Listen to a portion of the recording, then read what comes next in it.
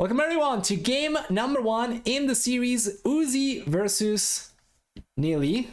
Let's also enable capture each sound as well so that you can actually hear the game. That'll be nice. And it should be working now. So, Nili is going to be playing on the right hand side. He spawns over here. Got the TC already on the way. We take a look at the left hand side. Uzzi is going to be playing the blue collar. He's got the TC already on the way. We have no Spanish over here, no faster working builders. We're just going to have standard villages. However, Uzzi already has a significant lead in the TC progress over here compared to Nili. He's going to get this one up significantly quicker. And Nili doesn't seem like he'll be able to keep up. However, he does have already the dog up. Well, if we take a look at Uzzi, he's only now getting the dog up. Nili, however, of course, was unable to afford the first fishing ship, but the villager has already been collected, so it's not a huge difference. Probably going to be like 10 seconds faster. Uzzi will be able to keep up the first villager, but it's not going to make or break the game, which is the most important thing. Now, this version of Nomad, you might have seen in the past. It has the lake at the center sometimes. I believe this version of Nomad sometimes has the center connected to the outer water, and sometimes not. So in this scenario, in this case specifically, we have completely independent, or I guess I could say disconnected center lake, which the players could potentially contest. Now, if we take a look at the scouting information, nobody really knows about it yet. Although they should be expecting some body of water at the center, they don't know if it's disconnected or not from the outer water. There we are. Oh, the logo, sorry. Thank you. Appreciate it. Thank you for the heads up. Yeah, I don't remember why I had hidden it before. Anyway, let's take a look at the map for both of these players. We cannot really say map generation. Actually, let me also enable this and this. Awesome. Let's take a look at the map for both players. This is not map generation. This is instead just the TC placement, I guess we can call it, right? So what do we get? Well, is the annotation working? Nope. Let's fix that as well. Sorry about the technical issues.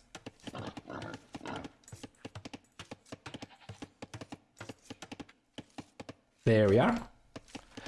So what do we get over here? If we start with the blue player on the left hand side, we'll see that he's got the one goal over here very, very close to the TC. It's only beyond the wool line, but it's probably like 10 tiles away, so it's really good. The stone is going to be around the wool line as well. Not the best. He wouldn't really be able to go back to safety towards the TC unless he went for another TC here somewhere. And he's got some hills around the TC. Now, he does have deer or ostrich over here readily available. He's got one boar. He's got two boars, right? This one over here. And then he's got wood over here on the back. He's got berries on the back of the TC as well, which is fantastic. And then there's extra stone on the right hand side. I don't think this is something he's going to be trying to get access to. The one thing that I'm slightly concerned about for Uzzi here is that he does not seem to have access to any other golds. Like, this one is fairly close to the TC, but then the next one is so far away. You can see it on the minimap. We take a look at the right hand side. And Nili, he's got the gold right into the TC. It's basically so close, he doesn't need a mining camp, right? The berries are far away, doesn't really matter. He's going over to collect the boar over here. Not really sure. Oh, that's the second boar actually. He's already collecting one over here. So 1, 2 boars. I don't see ostriches very close to the TC though. Only these and these. The stone is fairly close to the TC, so that's good. If we take a look at the goal situation, it's fairly similar to Uzzi, where he's got just the one goal over here. And then towards the south, there is another one that's underneath the minimap, but I don't think it's going to be readily available, especially as it's part of a hill.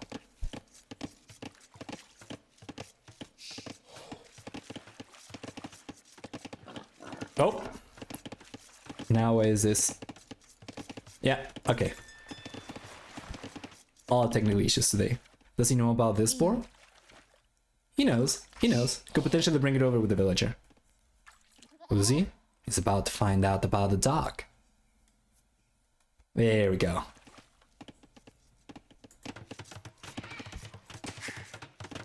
Taking a look at Uzzi on the other hand. Ah, similar situation too. He's got the boar over here, could potentially bring it over. So I am expecting Malians to be a pretty good civilization for a map like this because of all the bonuses they get. Mongols on the other hand, it's a good choice. We have seen Mongols on Nomad in the past quite a lot, but they have their timing, right? They have their timing. It's different than the Malians. Malians are gonna want to play for like the Castle Age, late Castle Age. Mongols on the other hand, they do have a very strong opening because of how quickly they gather resources, food specifically, and how quickly they can go up to the fuel age, but they are so far away. I don't really anticipate Uzzi being able to take advantage of that and say going for a scout rush or something like that. So I think he's gonna have to play for the late game as well. He has collected some gold already, so it's just going to be a push for the Castle Age and Nili.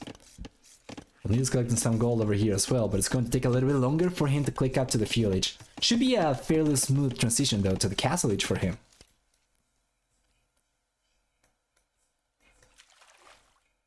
Let me know if this sounds good, if everything's good. I will take just one moment to try and fix the chat situation. I see right now that it's kind of... Yeah, we need to move it up a little bit. Yeah, there we go. That's good, right? Hopefully. Yeah, okay. Fuel H on the way for Nili. Yes, sir. Maybe a second time house and no second building. I don't think he was particularly in a hurry to go up. It's certainly a little bit sloppy, but I don't think it's going to impact him too much overall. I don't think his plan was to try and go up quickly. Fighting against the Mongols, you cannot really get away with it, right? You cannot really do it.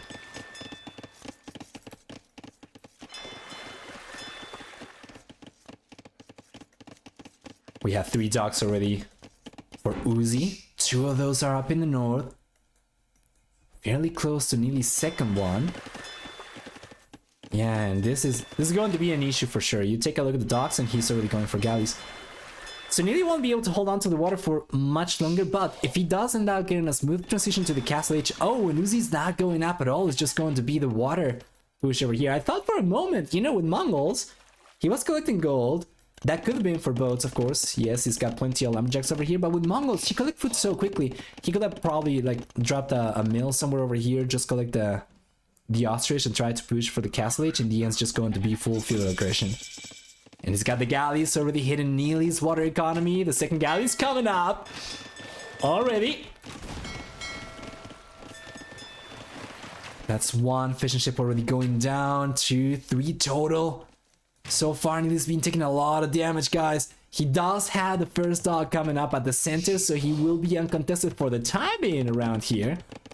Of course, that's only going to be the case until Uzzi realizes about the pond himself and tries to contest it. Regardless, though, there's already some good damage from the Mexican Nili. Nili's going up to the Castle Age. He's gonna have timing over here. He's gonna have an opening during which he can go for his Castle Age units, war galleys. Whatever he wants on water to try and get it back for the time is just going to be a game of survival. Probably it'd be a good idea to try and split these units up, right? So maybe try to scat these up a little bit. Send this one over to the north. Just try to bait. Yeah, just like that. But also Uzzi, being the very smart guy he is going to keep one of the galleys behind. He's not going to chase with everything, the single fishing ships, so Nili won't really be able to get back to work. This is good though. Center dock and fast castle against no land army by Uzzi doesn't look as great as it actually is in my opinion. Yeah. It's all going to depend on how good Nili's transition to the Castle Age is. Because he's been taking a lot of damage already. 5 eco units have gone down. So that's 400 resources, right? It's been just fishing ships. And that is a lot. That is a lot. At this stage of the game, 16 minutes into the game, 500 resources down, it's not super good for Nili. But if he does end up doing some damage early on the Castle Age, that could potentially be good. Now, doesn't really have any buildings up though. If you take a look, there are no barracks up. Because the only thing you could potentially go for is, once again, war galleys. War galleys, fire ships. And try to get water back? Well, maybe. He does end up getting a fishing ship down, might end up getting a villager. Good reaction from Uzzi though. Not wasting any time, and he's just going for the second TC. So he'll play this one safe. Yeah, it's not too bad. Uzzi's still 1.5 minutes away from the castle age. If both players go for extra TCs at the same rate, Nili on paper should have enough time to catch up for about 3 to 4 villagers. 4 actually, like exactly 4 villagers, right? So it's not terrible. It's just unfortunate that he's taking so much damage in the fuel age. All the resources kind of going to waste a little bit. There's the opportunity to get the damage done. Now though, we have fire ships, no longer fire galleys. And he's getting some of those kills back.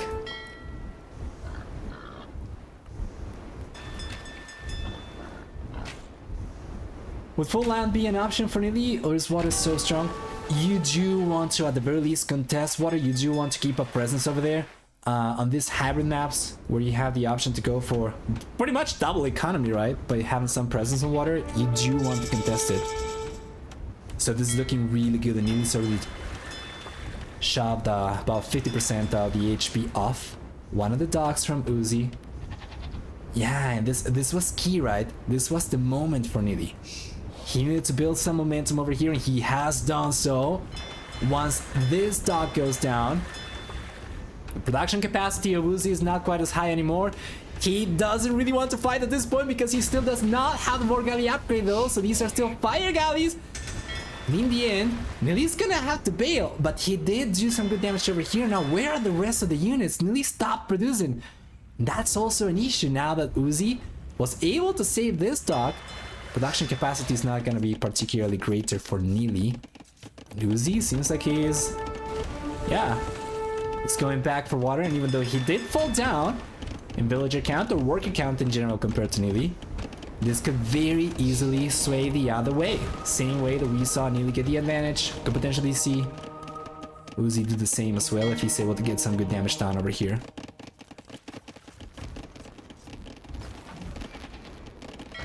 Oh boy. War galley already for Uzzi. Yeah, the military distribution is not looking great for the German player though. Oh man, so much economy down the drain. Demolition not quite getting the best connection over there. A little bit of a waste. And Uzzi's unit control has been really good. It's been really good. Nili's also kind of struggled to keep the TC running at all times. Let's take a look at the CD. Core, and if the monk starts getting some conversions. Nope.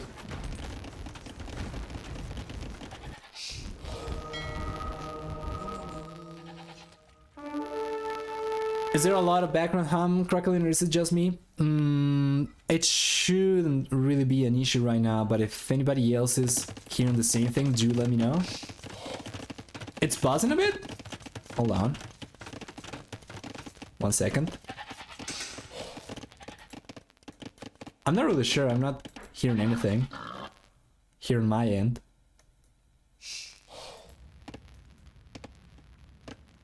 Maybe phone near PC?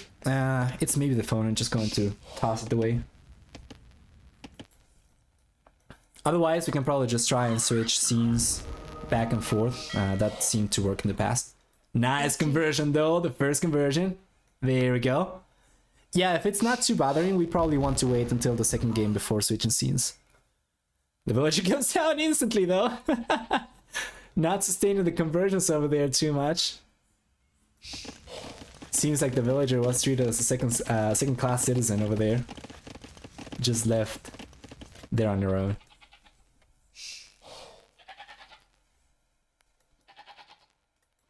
Yeah, this is good for Nili as well. I thought by this point, surely Uzzi would have tried to contest the center pawn, right? But that was not the case so far. Well, Nili's been able to hold on to his lead for the most part. It might be just 5 extra workers, which if you take a look at the balance over here, the distribution doesn't really look like a super big deal. But it is. It actually is. At this stage, it's probably going to be close to 10% extra economy, maybe a little bit less, 7-8% extra economy. It does add up though. And as we were discussing at the beginning of the game, it's a game of timing for the Mongols. If you're unable to do too much damage early on with your... Oh, there we go. Thank you for the sub, welcome. But yeah, as we were saying, if the Mongols aren't able to get damage done early on, I mean, Uzzi was able to get some damage done, but was not able to keep it. He was not able to take too much advantage of it.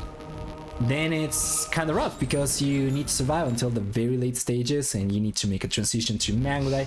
And if you don't have the water economy to support your land production, your land economy as well, you want to go for everything, right? It certainly puts you in a very rough spot. So Nili has been able to hold on for the time being. Now he's got a second villager going forward. Siege Workshop coming up. I don't think Uzzi knows about this. He's got no idea. Oh boy. The background noise is pretty loud for 2 years over here. Okay, so this is actually... Okay, I don't know why this is the case. Okay, let me know if it's better right now. The microphone cable was kind of touching another piece of electronics. Maybe that's it. I don't know. Let me know.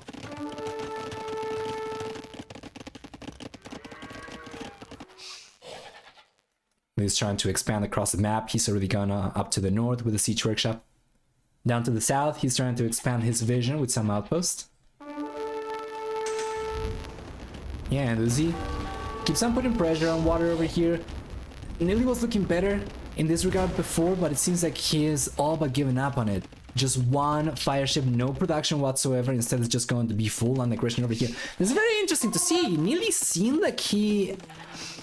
it's because of the center pond. If it were... Oh no, this is not great though. The one scout taking the monk down. That's gonna be so much damage. This scout's gonna be so worth it. If you can get a mangonel in addition to a monk. Oh my lord, there's just so much damage. But he got it though. Nili got the scout at the last second.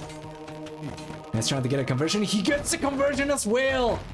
That was still a good pick from Uzzi earlier.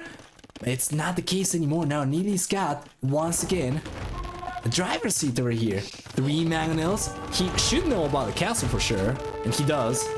Let's probably remove the range indicators. Yeah, some villagers going down. It's not too bad. Nili's catching up in military. He's got the center pond all to himself. Wow.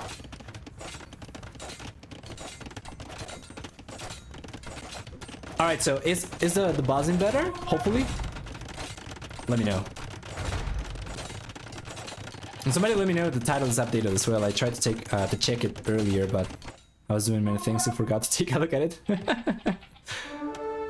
Does Uzzi... I don't think Uzzi even knows about Nili being at the center. Oh, he does! Well, at the very least he scouted the dock though. Interesting. He's just trying to lock Uzzi up in the north, but Uzzi already got to this area. Let's get him the TC up. That's a lot of villagers going down though, potentially. Buzzing seems to be gone. I can still hear it on TV, but it's doable. Okay, thank you for the feedback. Man, that's a lot of villagers though. The blood parade. About 5 villagers going down over there at the very least. Yeah, 7 eco units actually going down from Nili to Uzzi scouts.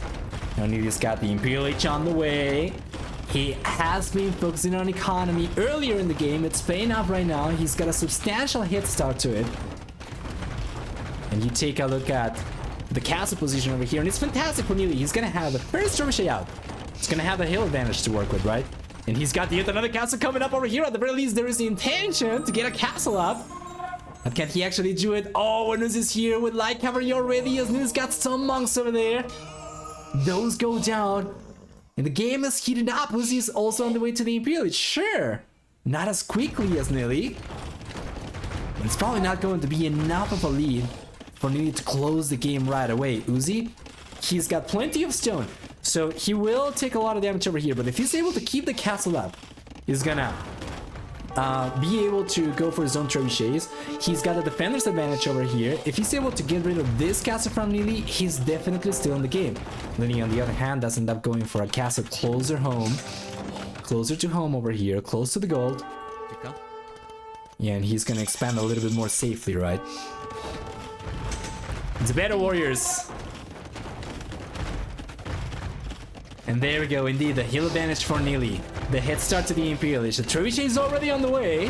And it's got the University coming up as well.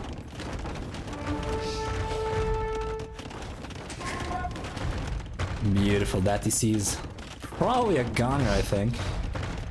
It's not too bad. Uzzi already has a villager lead over Nili, and he does have 4 TC, so he loses this one. It's still going to be 3 for each. Extra siege workshop on the way for Nili as well. Yeah. So you saw the castle that Nili wanted to go for over here. That would have been fantastic. As we said before at the beginning of the game, Uzzi needed to expand outwards in order to get any extra gold because of having only this one close to his TC. So now that he managed to get the TC up over here, this puts Uzzi in a much better position. Nili, on the other hand, he already had access to extra golds. And I believe this is seized for the stone. Because he's got the castle over here, there is yet another gold up to the north that I think Nili is probably going to have the highest chances of collecting. And Uzzi, he's not trying to repair the castle at all, so Nili's taking the castle down, and then the TC's gonna follow suit. Yes, sir, with the hill advantage. Nili siege is unstoppable. 3 Magnus, 2 Trebs. He's got bombard cannons on the way as well. And the pipeline upgrade's coming up so that he can defend whatever siege he's got out. Uzzi, on the other hand, he did try to go for a few Magnite, but 5 is definitely not going to cut it. So another castle's on the way. He's gonna need elite Magnite for sure. Standard Magnite. Well, they are better than they used to be before the E came out for sure, but yeah, with 5 only, that might not be enough for him to get this out. Now, we'll take a look at it though. He's gonna need to micro this quite well, and he's doing so, but that's a big shot! And another one! And those Magnite end up taking 2 Magnus down, but they do end up losing a few units as well. And we'll still have all the trebuchets to worry about. If you're rooting for Uzzi, that is. This is not the greatest sight. Crossbows? Chemistry on the way now for Uzzi. But yeah, crossbows are not going to cut it. A small number of Magnite is not going to cut it as well. Nili is starting to extend a very nice lead over here. 800 extra points, sorry. 700 extra points, 800 extra points. Shifting by the moment. And Uzzi's struggling. This is unfortunate. I'll see if I can do something to fix this before the next game. But yeah, Uzzi is kind of struggling to find an answer to this. Are there people here rooting for Uzzi? I don't think we have anybody willing to admit that they will be rooting for Uzzi watching in the stream, of course. I don't know. That it's going to take a ballsy viewer to admit such a thing. You're surrounded by hippos. You don't want to make any sudden moves, you know? Another TC going down. Everything's falling apart for Uzzi. This one crumbles. It's gonna be left on 1 TC in 1 castle. How much is that? 3 archer ranges? 4 archer ranges. Yeah, I don't know about that.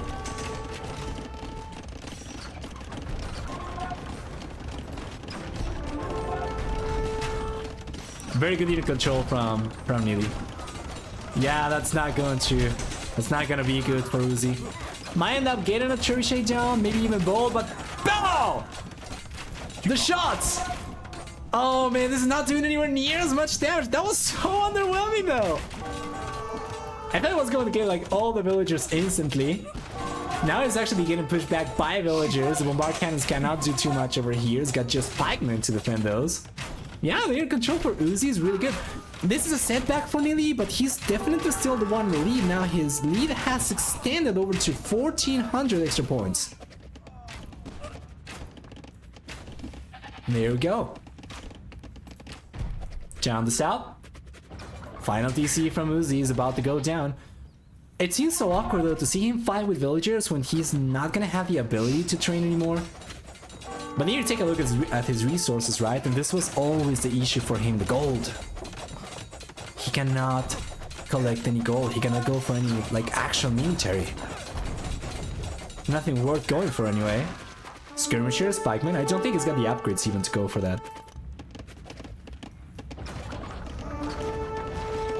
Why can I see right in the composition which side Nili is? Why can't I see right in the composition? Oh! Yeah, well, you tell me. The cast is going down as well.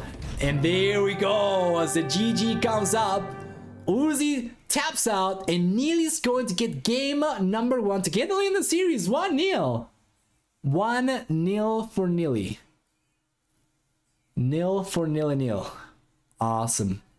Really well played. There were certainly a few moments during this game where it seemed as if Uzzi might be able to get on the lead and hold on to it. Very GG indeed. Yes, sir. Let's take a look at the achievements over here before we hop back out and take a look at the lobby and wait, right? So, what do we have over here? Let me also. There we go. So what do we have over here? We see for military a very good KD for Nili. This is great. He was going for pricier units overall, so he needed to get a good KD. This is probably a very accurate portrayal of how the game went military for Nili. We take a look at the conversions. Uzzi was able to get a few extra conversions over here. The numbers, like the actual numbers, were like very small, so it doesn't really make too much of a difference. Just one extra unit for Uzzi. Definitely the KD much better for Nili. Close to 20 extra kills overall. And then for economy, he did end up collecting extra resources. During a few times in this game, we saw Uzzi kind of get ahead, right? Get the lead. Especially around here, around this area. Take a look at the total worker time. I think this is probably... Yeah. I think this is probably where Nili sent the villagers forward. He tried to get the second castle out towards the south. He wasn't able to do so. He ended up losing a bunch of villagers as well. His worker, the efficiency rate was affected by it. But he was able to... Yeah, to get back very, very nicely. So just go back and wait. For game number 2. Let's cross the civilizations out, shall we?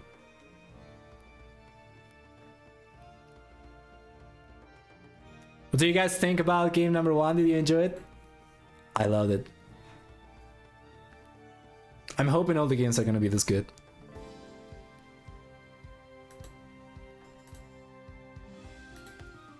Alright. So there is... Yeah, no lobby because the game has already begun. 1 second. Let's jump into it.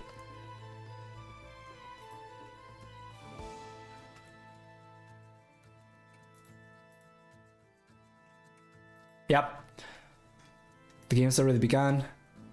We're just gonna go for it right away as opposed to crossing the civilizations. I don't think there is any... Wait. Okay, yeah, it's all good, sorry. I was just confused about something.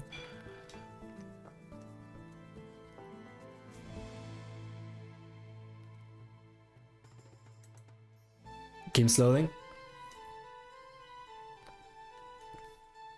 For the second one, it's gonna be Franks versus Chinese. The map in question will be Kilimanjaro, so let's go.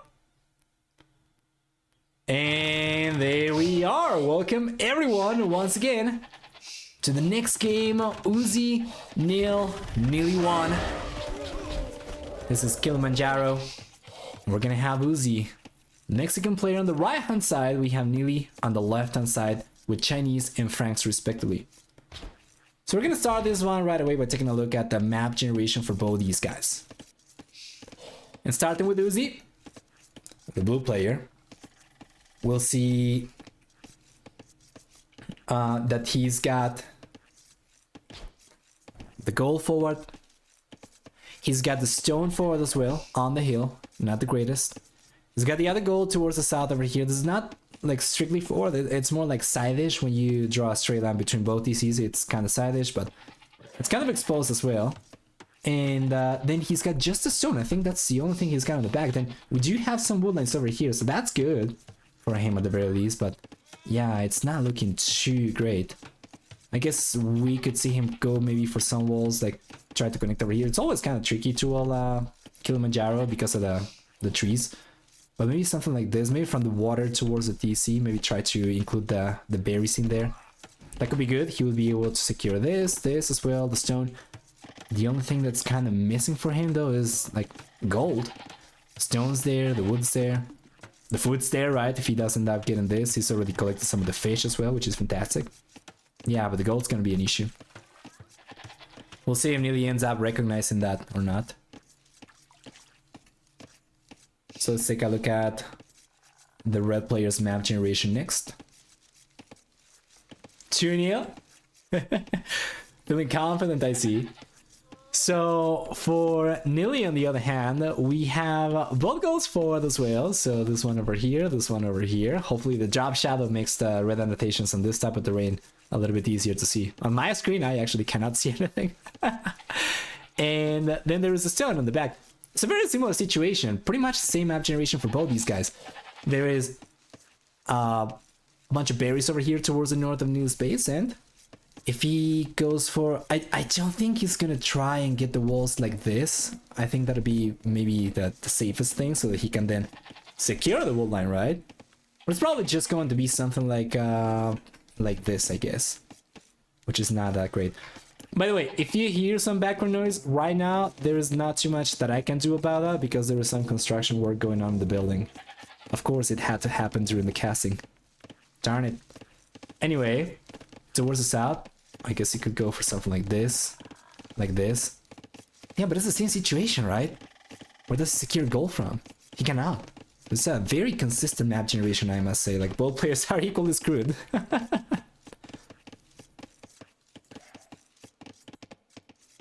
Village already on the way. 21 population for Uzzi. Just by virtue of the Chinese having extra villagers. Nili with the Franks over here. It's gonna go up on a slightly lower population, but it's going to be pretty much the same strat. He's gonna get scouts out. Uzzi is gonna go for scouts as well, going for anything else on a map like this where both players spawn so far apart. Makes no sense. And if Uzzi wanted to make a play for the castle age, right, he wouldn't have clicked up at this point. Unless he wanted to delay the castle age a little bit and still try to push for a fast-ish castle while securing himself just by getting to the fuel age at a decent time. That could also be a possibility. Do I hear any buzzing in my end? Well, that's great. Hopefully that's gonna remain the case. Yes, sir.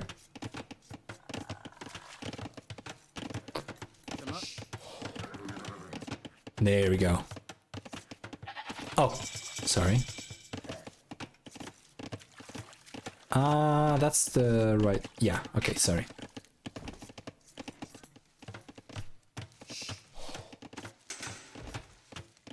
Got it. Stable's already out for Nili. Scout's already on the way. Stable's on the way for Uzzi. Nili knows it. Yeah, and Uzzi should expect this to be the case, right? What else is Nili gonna go for with Franks on this map? Oh, Nili! Man, one free hit is huge! In the Decider series? Oh boy.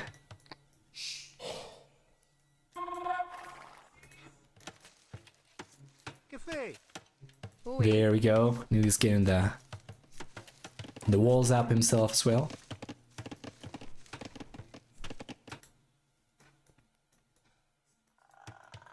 And the scouts are already making it over to Uzzi's side of the map. We'll see, as he's completely walled off already. Shouldn't have to fear any scouts anymore. And the only way in which I see Nili potentially getting any damage done over here, like eco damage with these scouts, is by like heavily committing to them, going for multiple armies, small chunks of units, right? Small armies, just try to spread those around. Try to strike over here with one group, try to strike over here with another group, try to strike over here, right? Just try to overwhelm. Keep Uzzi on his toes, and eventually he should be able to find an opening. But it's a very committed strategy, right? Because by going for that amount of units, you're kind of pinning yourself in the fuel age. And if you're unable to break through and get any damage done, you just know your opponent's gonna get to the castle age and kind of steamroll. Beautiful. Was it looking a little bit better because of the higher population, because of the higher worker count in terms of resources collected so far, with a delta of about 160, 170 extra resources. Yeah, and this game is going to stabilize. Both players went for a few scouts, so in the end it's not going to be a huge overinvestment from Nili or from Uzzi for that matter. And it's just going to be a play, play for the Castle Age from both players. Yep, not too much happening over here. So while we wait for the Castle Age, going to do a little bit of sellout. Guys, are you aware that there is a charity stream tomorrow taking place? 24-hour charity stream taking place on Mr. Fluffy Bunny's channel. Starting, I believe, at 5 AM London time. And extended for 24 hours. I think it's going to be 18 GMT or 17 GMT. Oh man, I have to go and take a look at it. But there's going to be a show match. A best of 5 series between Survivalist and T90 that I'll be co-casting with Mr. Fluffy Bunny himself. As he collects money for charity, that's going to be great. So if you do enjoy the casting today, hopefully you can be there tomorrow as well to show some support. Anyway, Castle Age should be on the way fairly soon for Nili. He's gotten a much stronger full economy going compared to Uzzi.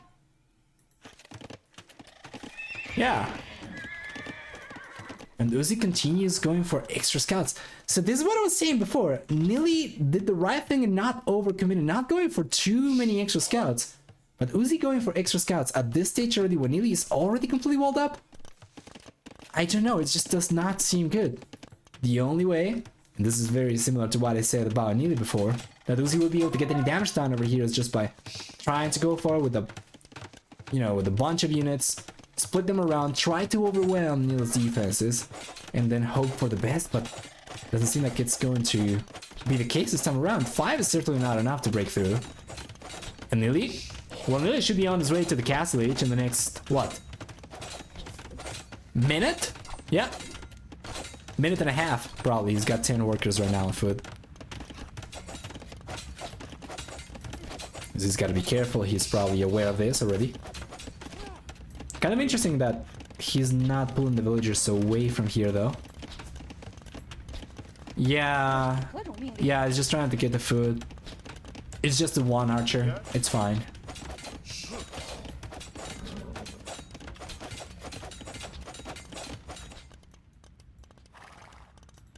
Once again, Uzzi. Very scary amount of scouts. Does manage to go up to the Castle Age, though. And I don't see any market usage over here. He does not have a market. Wow. Yeah, every last bit of food he was able to get out of here actually did make a difference, allowed him to go up. Wow, that is actually really good.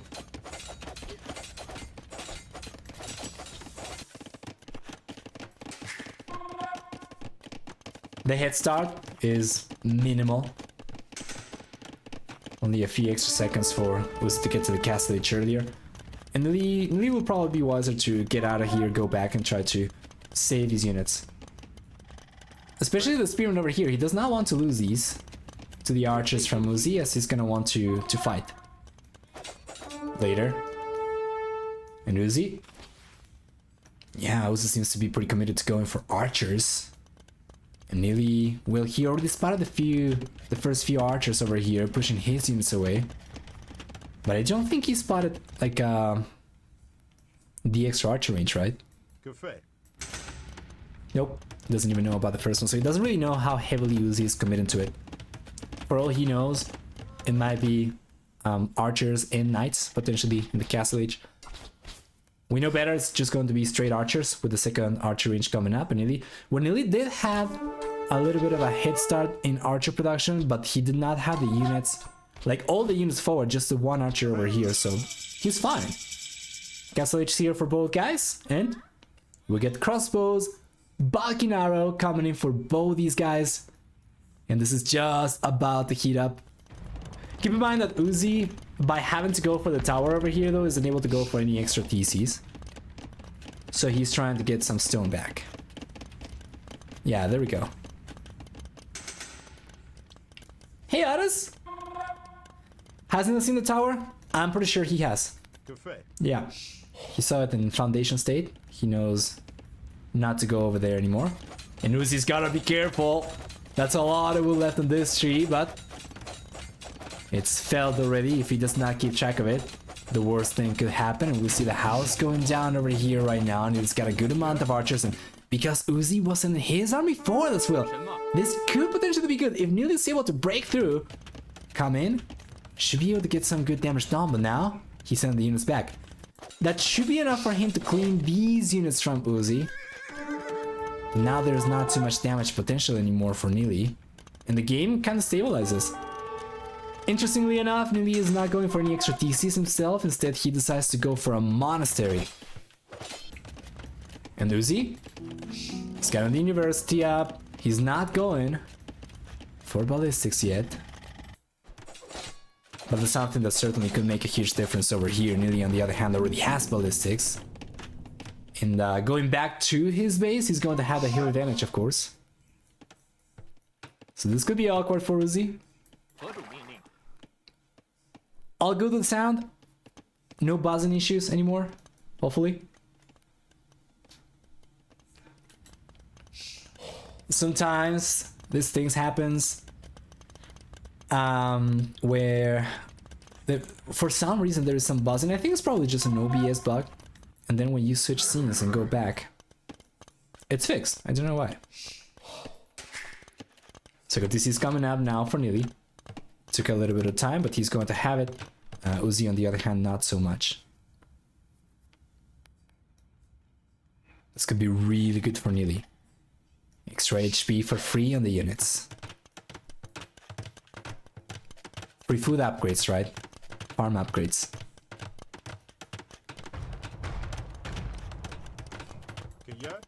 There we go.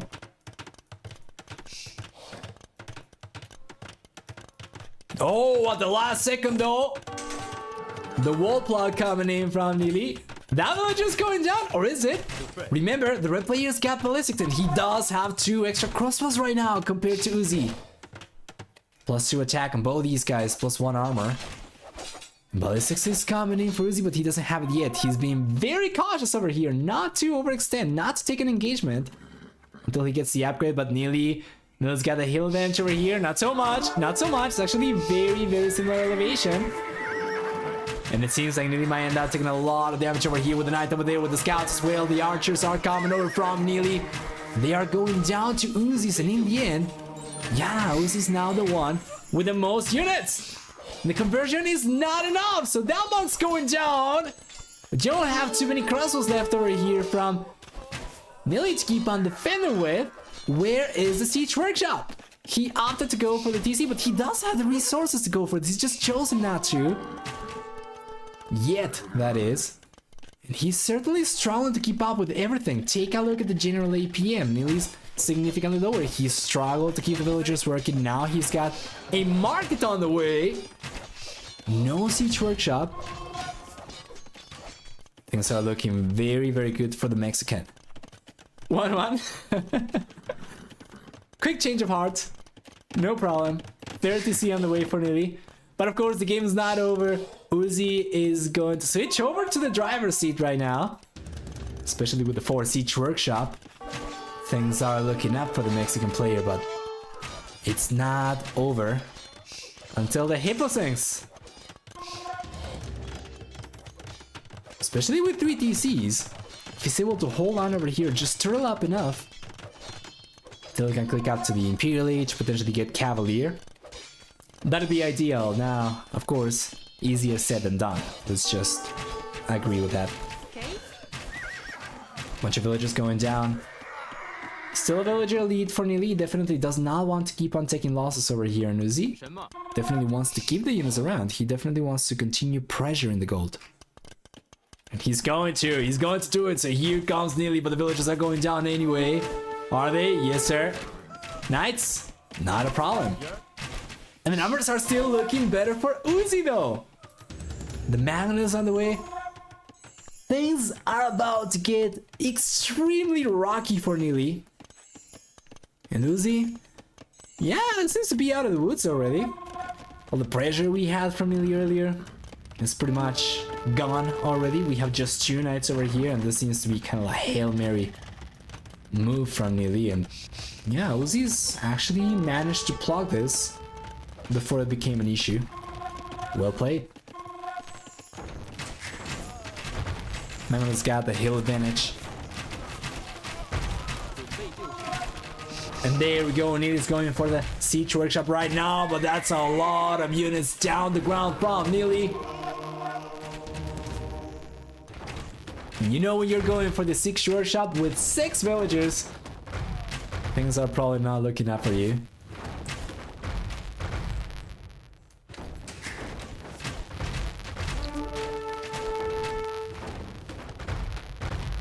There we go.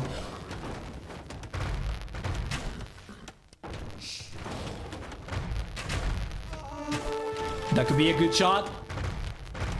Fortunately, kind of stepping over zone units. Some great mango shots over here could make a world of difference. But once again, easier said than done. No extra mana is coming out for Nili. A big issue for him once again is the goal, right? Pretty much what we have. Oh, that's a huge shot! Pow! Nili getting a bunch of crossbows and a bunch more. Very weak. The HP pool of these units going down to about 60%. One more shot like that might be enough for him to hold on over here a little bit longer. He's gonna be careful though. Here come the knights, and that's a good shot for sure, but the Mountain's going down as he does not have the villagers to repair, and that's gonna be 1-for-1 Mountain. Although the damage done by Nili's was significantly higher. It's still going to be only Uzzi. Never mind. He does not have siege left over here anymore, and Nili is able to survive. For the time being, he's been able to hold on to this game. Just barely. Yeah, and this is once again, it's the same situation, right? He's gonna try and get a defensive castle up at some point, but it's probably something we wanted to see 5 minutes ago. And he's lost so many villagers to these crossbows. 7 to these, and then probably a few more to the ones that died in the last minute or so. I hear buzzing when there is fire on screen, like now, or last game with the fire ship. Oh, that is a great observation. Okay, what is going on? Okay, there we go. Tower coming up. This is not a great sign for Nili. He was collecting stone quite heavily in order to get a castle up. Spending some of that to get a tower up right now kind of spells desperate moves, right? Desperate times. It's unfortunate. This is going to delay the castle even more, but I guess he kind of needs it. But then at the same time, doesn't really protect everything, right? If you take a look at the tower, it's not going to range everything up to the north, so a few crossbows sitting around here. Yeah, or potentially even a forward castle, right? Could still prevent Nili from collecting resources. And this is a beautiful castle position. Allows you to defend your crossbows so that he can keep his crossbows around here. The 9, the gold. And denies this one directly as well, so Nili needs a quick reaction over here. And he's coming over with a mangonel. That might be a good shot. It's not going to be quite as good. The monk goes down. Good shot. There we go.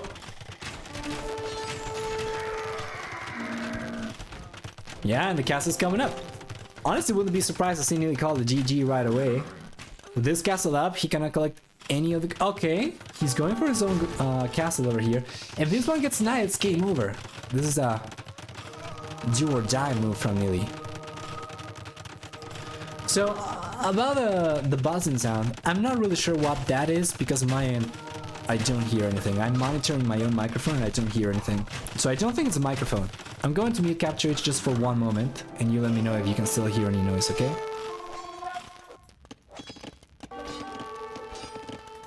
Alright, so do you hear a buzzing now? I think it might just be capture sound for some reason. Yeah, the microphone audio should be clean. And I'm going to shut up now and bring capture H once again.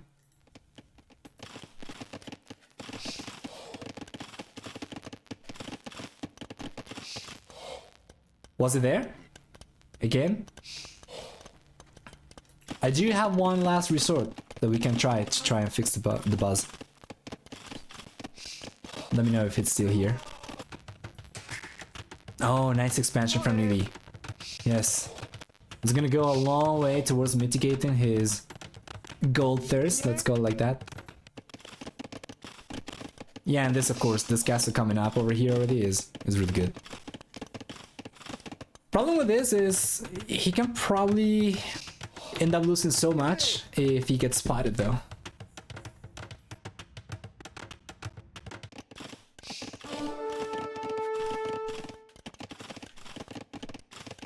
Alright, so I'll tell you what. I'm going to mute the Capture H source and I'm going to enable desktop audio. Hopefully this fixes it. Let me know if it's better now. Yeah, this is super vulnerable. Fortunately for Nili, Uzzi has not really been expanding too much otherwise. That could be really bad. Like, it's not for lack of trying. Uzzi is going around, it's just not going the right place. Okay, so hopefully this is better now. I'm doing desktop sound directly as opposed to Capture H. Nice shots.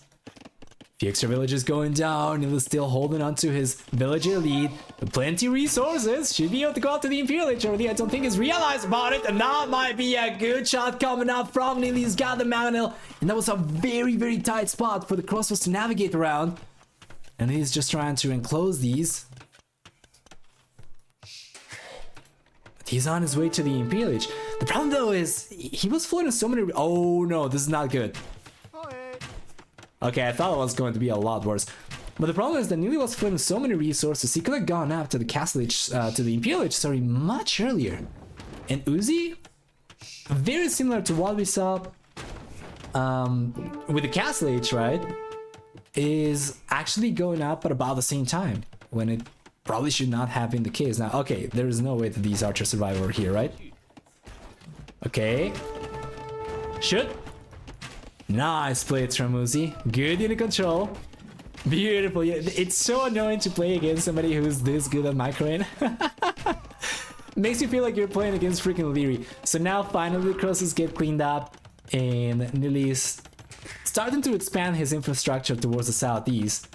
So it's not going to be quite as exposed and vulnerable, right? But yeah, definitely not out of the woods quite yet. Second castle is going to help a little bit. He's gone up right now in military count in addition to worker count. And while the game seemed to be over, what? Like 5 minutes ago? 10 minutes ago? This is one of the things that I absolutely love about Age of Empires, man. It's like so hard to predict.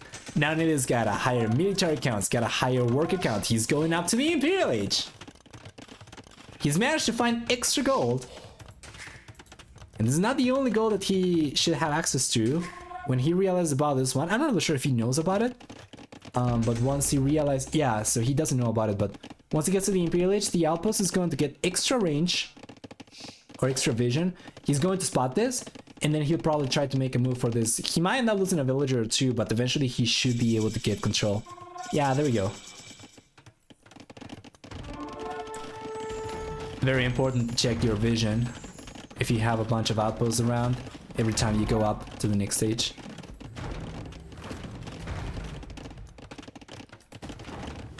Not heard any buzzing since the switch? Thank you, thank you. No problem. We're just going to stick to this configuration for now. There we are, Uzzi's now finding this finally. First Rishi's coming out. Even if it was Nili, the one to go up a little bit faster, the one with a higher villager count, Uzzi's got the hill advantage against both these castles. This one seems like it's going down right away. Nili does not have any stone, not enough to keep this castle up for any considerable amount of time though. He's just gotta get the trebuchets out and try to sustain those, try to keep those alive as long as possible because the castles will be gone. I don't think he's gonna need anything else from the castles, right? He doesn't want Horden if he's going to lose both. And And what do we have for Franks? He's got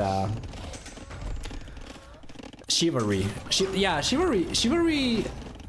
I don't think he's gonna want to go for that. And then Bearded Axe. Yeah, if he doesn't have a castle, like, what good is it? So I guess it's not going to be that bad. But definitely not the best. Let's bring the trebuchets over. Uzzi ended up losing his castle up in the north, or on the left hand side rather. Now this one still up. 5 trebs versus 2. Favoring the Mexican player. Now Nili is gonna buy a crap ton of stone to keep the castle up, which he needs as he does not have enough military to actually defend the siege. I bet he would love to have Warwolf right now. Those trebuchets will take forever to clean these up. And the castle's going down anyway, so here comes the cavalry from Uzzi. And we'll see the trebuchets scramble, we'll see the villagers scramble over here as well. Nearly starting to fall apart at the scenes as Uzzi just completely dominating. Although the camels here, no chance for Nili to make a play for cavalry and the infantry.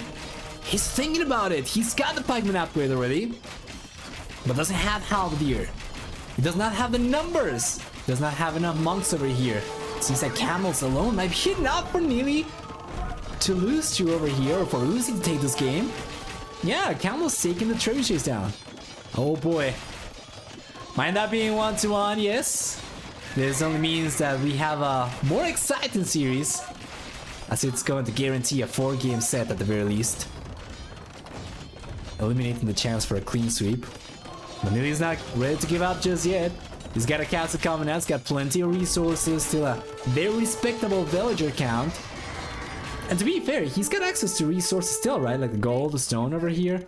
As expected, he did end up going for the gold towards the south over here, and he's connected the walls towards the left-hand side, so he's relatively safe back home as well. The problem, though, is what does he push back with? We know that he's going for pikemen. We saw him go for it before. It's quite clearly the right choice against camel specifically. And Uzzi should be thinking about the possibility of Nili showing up with like 40 halberdier at some point. So he should be prepping a counter. And he's going for 2 canoes. No skirmishers, no arbalesters, just 2 canoes. That's actually good for Nili, as Uzzi is gonna have a very limited production, right? He's got just 2 castles to produce 2 canoes from.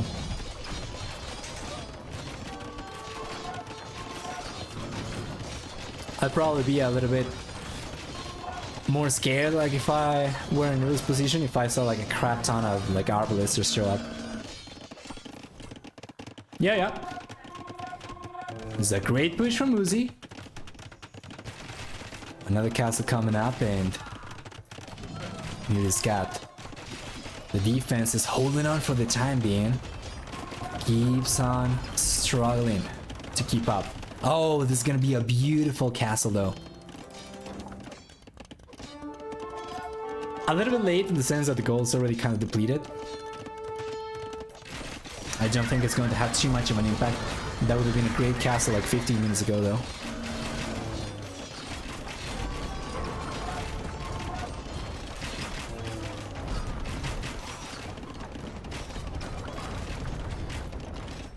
Beautiful. Chickens are starting to mass up.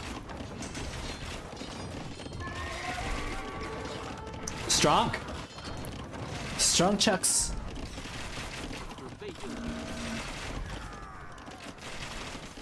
Some light cavalry starting to filter into Nili's territory as well.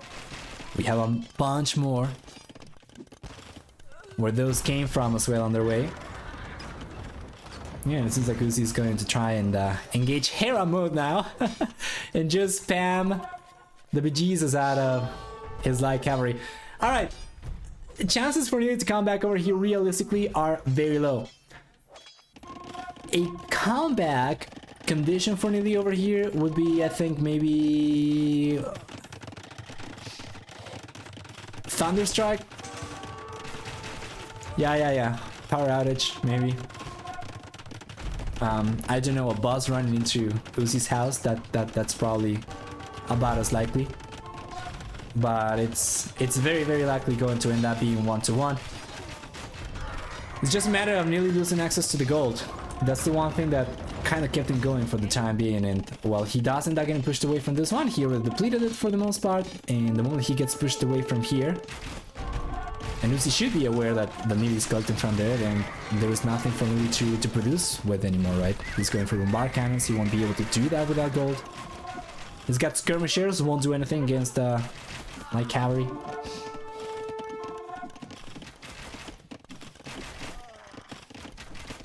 Not exactly a comeback map with those hills. Yep.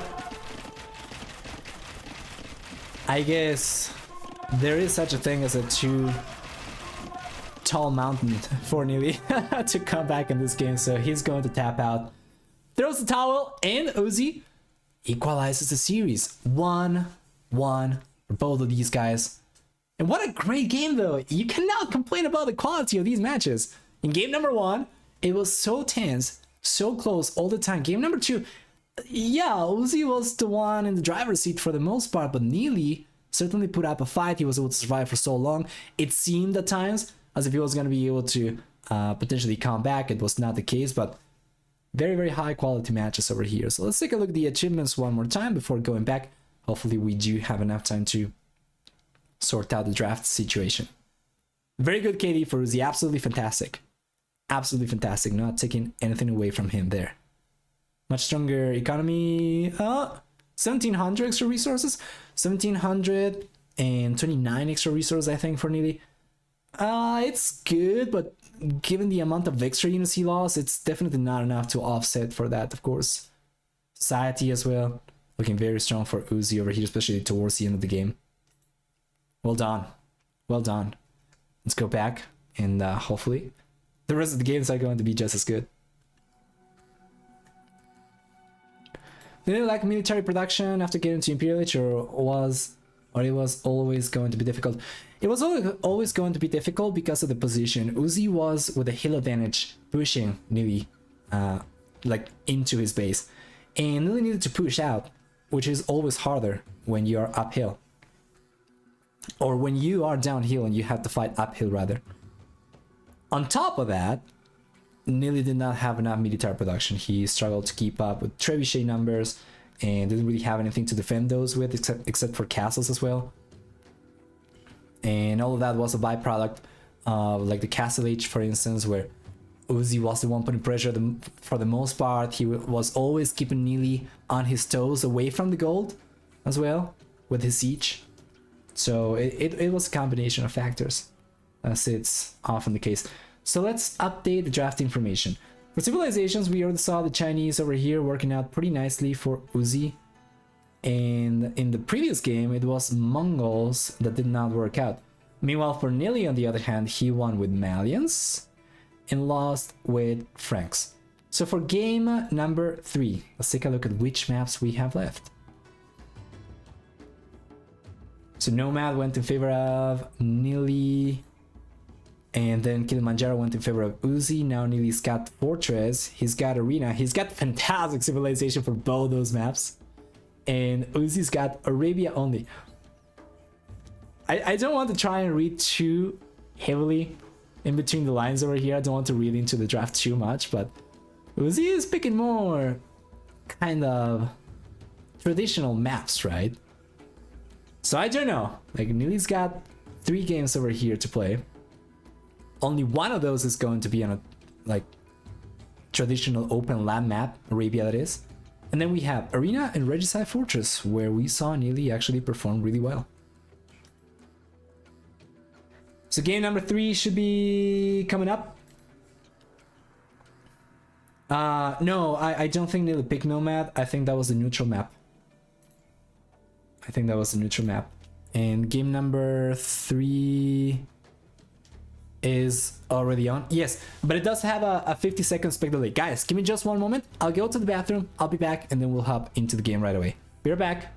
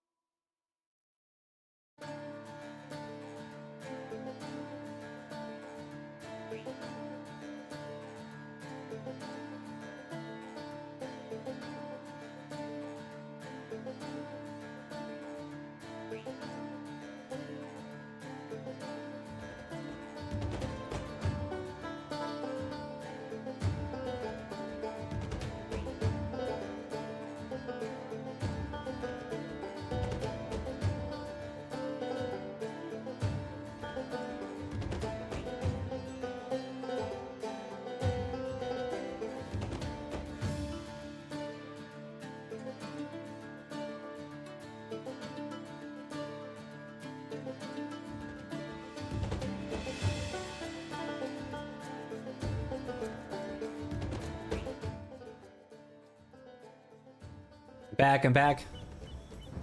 We'll hop into it. Perfect.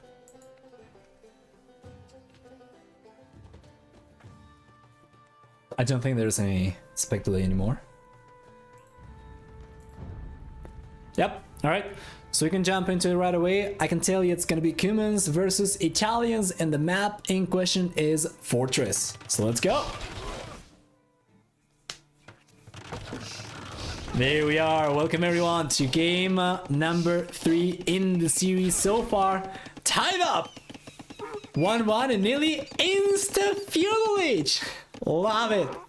Of course, we'll see the second TC come up over here. He'll try to make a play for economy. We take a look at Uzzi on the other hand. And what do we get over here? Well, he's playing with Italians. Italians! In Fortress, interesting. And Nili's cat comes. Well, Nili had, once again, multiple choices for several of these maps, like Arena and Fortress, for instance. Bengalis were going to be viable, Bohemians were going to be viable, Cumans specifically on Fortress were going to be viable, not so much on Arena. And he does end up deciding to kind of goes for the safe bet, right? By choosing Cumans over here over one of the other civilizations, he keeps the options open for Arena. He's going up to the Fuel H right now, but Nili's about to get the second TC already up. There isn't really too much that we can take a look at over here in terms of map generation. Yep.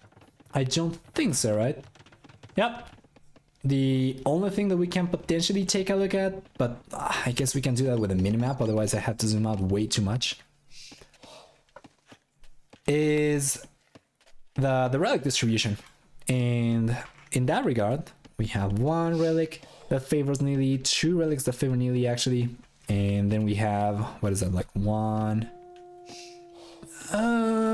2 maybe, and then this one will be kind of neutral. Well, this one is closer to Uzzi's base for sure. This one, on the other hand, maybe not so much. I think this is probably the one that we'll want to call neutral. This one over here, yeah. Otherwise, there isn't really too much to take a look at over here.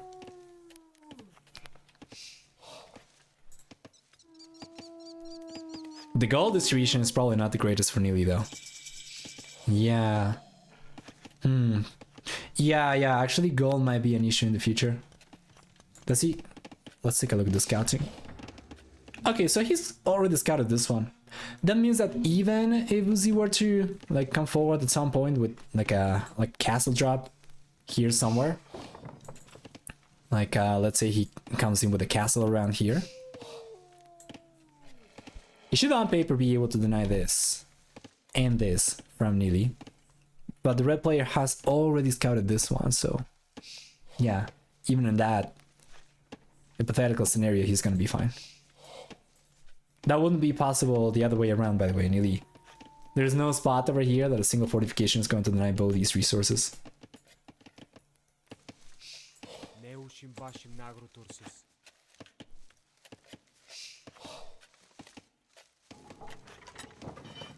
King's going back. Beautiful.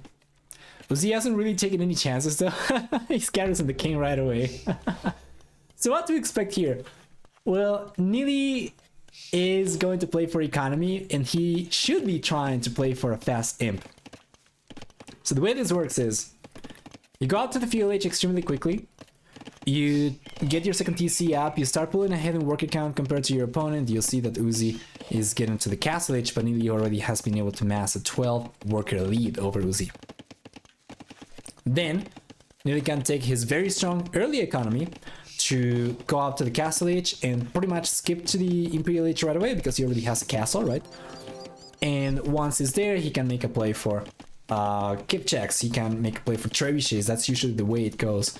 And if his push is strong enough, he should be able to overwhelm Uzzi and prevent him from ever getting to a good Imperial H position himself. Where it goes wrong usually when the Cumans try to do that, the times that it does not work, is with civilizations that have very strong defensive options. And the Italians The Italians, I don't think they are particularly strong, right? You'd probably be talking about something like the Byzantines. Yeah. So I think it's fine. I think Nili's strat over here, or I think Nili's game over here should be pretty much by the book. Additional that is followed also by a 4 castle, and once again, if Uzzi's goals were a little bit closer, then that would have been kind of awkward. Why is not every professional caster using this drawn on screen thingy? I think this makes it much more enjoyable and professional. I really like it. Glad to see that. Glad to see that. And as to why not every professional caster using it, I have no idea. I've always been very open about the way I do it as well. And I don't know. I've been doing it since 2021 or 2020? 2021, I think. Yeah. The other person who does this as well, and he downloaded the program as well to do it, is Moonfaller, I believe. Anyway, Castle is only now on the way for Nili. Uzzi? Yes, Uzzi's going around trying to collect the relics. It's very similar to what we saw last time around when Nili was playing on Fortress as well, that his opponent usually goes for the relics. Kind of like arena-like, but this time around that doesn't mean that Uzzi's trying to play Fortress as arena. It's mainly just a byproduct of Nili being with humans and being kind of stuck in the village. So there is no risk. Like, Uzzi can just go out into the open, and he's got a few Genoese crosses over here just in case, right? But he should be able to get these. If he gets that one, this one, then I don't think Nili would be able to get like any relics this game. These are much closer to Uzzi's base. I guess this one is kind of contested. Anyway, stone miners for Nili. We'll see the castle. Yeah.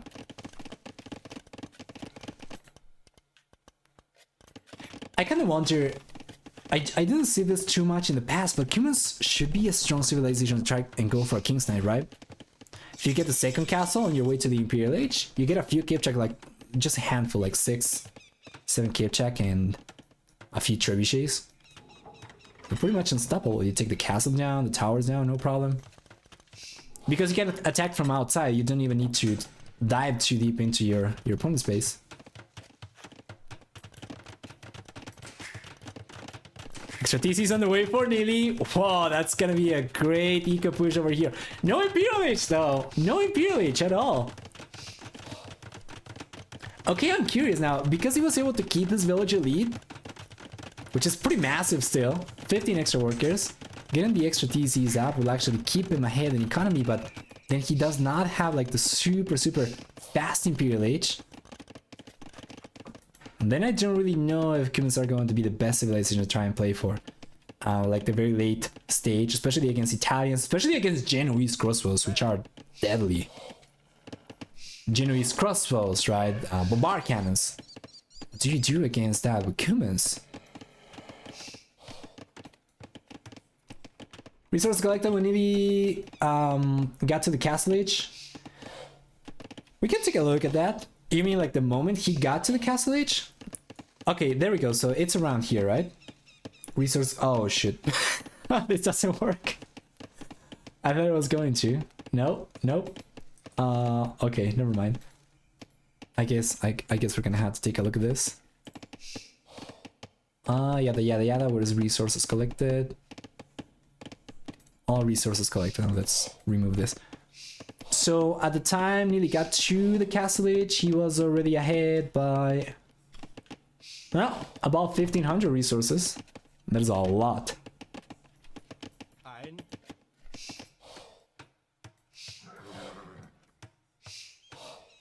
You stole the relics? Yeah. So where are the relics? Oh, right here. Relic gold. Idle TC. We can probably do worker efficiency, right? I don't think we're gonna see too much value in the idle TC metric. So 3 relics already for Uzzi. He will end up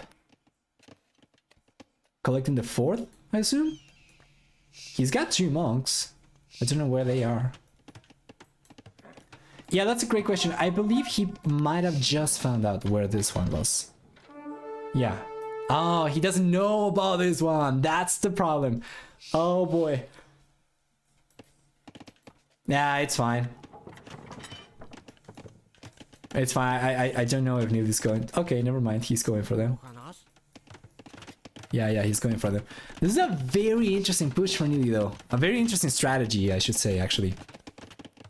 He's not pushing yet, but that's not gonna be the case for much longer. He's going up to the Imperial Age. Still a very respectable uptime. When compared to Uzzi, Nili's economy is so much stronger. He's going up so much quicker. So he's still going to have the early imp advantage. And as you said, it's true. I guess every civilization is really strong if you have like 30 extra workers. That is right now the case for Nili still. I believe he still holds on to a TC lead. 4 TCs versus 2 only.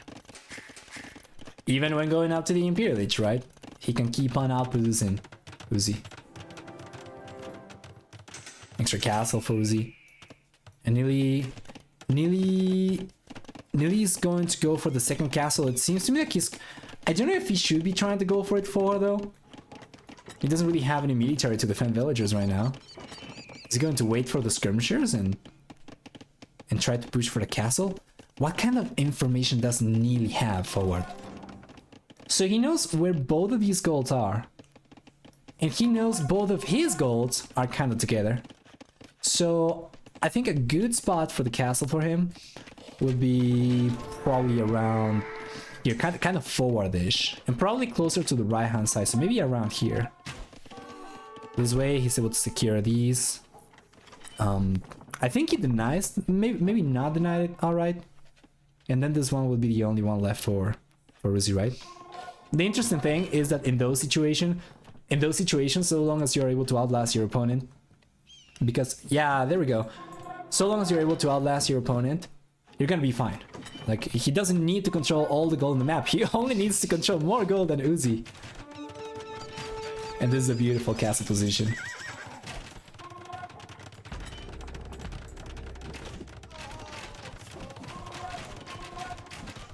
Not enough skirmishers over here to clean this up, but enough to buy his villagers enough time.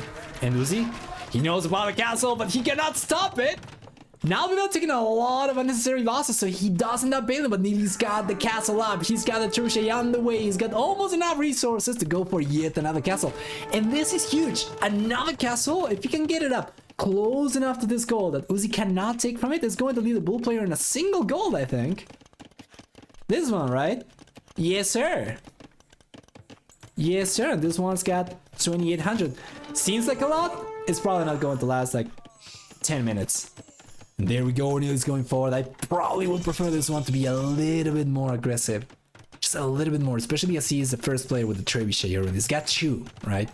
Shouldn't be too afraid of this castle. Well, it's got still the 8 stone miners, so I guess he can keep on collecting. And eventually go for yet another castle. But that might not be necessary in the end, right? If he ends up taking this one down, there's no way Uzzi will be able to collect from here without protection, so... It's not too bad, it's not too bad. Even if he's able to keep this one up, this is the one that's protecting this one, so... That's the interesting castle for Nili to try and take down in the long run. Chemistry's on the way, so he can go for bombard guidance. And check this out, we have petards coming up. I want to see a few kid checks. And you know what's coming up. You can see it. You can see the sparkle in Nili's eye from the distance. You can see it from space. He's aiming for the king, and I want to see it. Trebuchet's here. That's the 4th one. He should be able to take the castles now. We take a look at Uzzi. He's got just 1 trebuchet, 1 more on the way. But he did go for chemistry a little bit earlier. So he does have bombard cannons on the way. What did I say Nili want the chemistry for, by the way? Kumans do not get bombard cannons. It's just for the kip checks. As they don't get bracer. Yeah.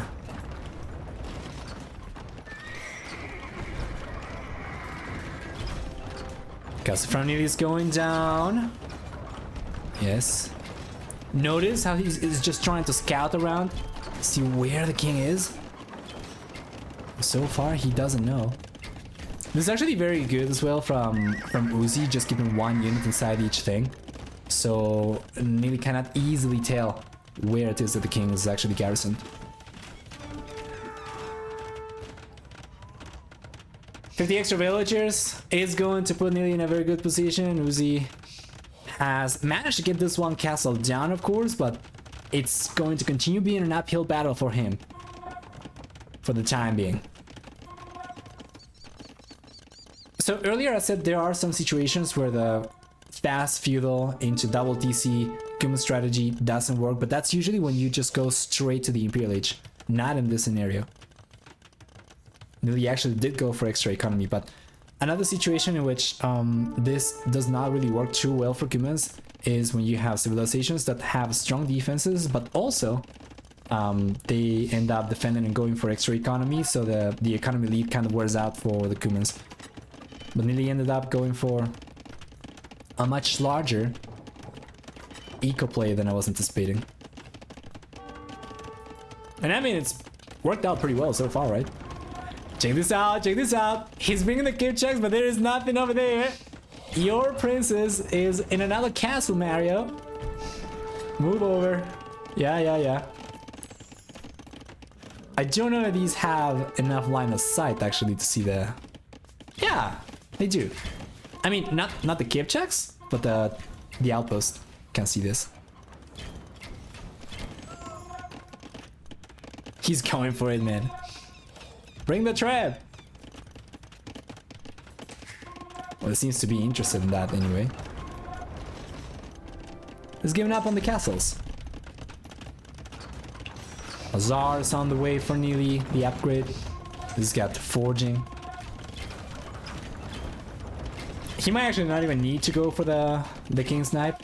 That'd be the stylish win, but in all honesty, at this point, he can just bust through the walls with the petards, right? And just come in with Azar.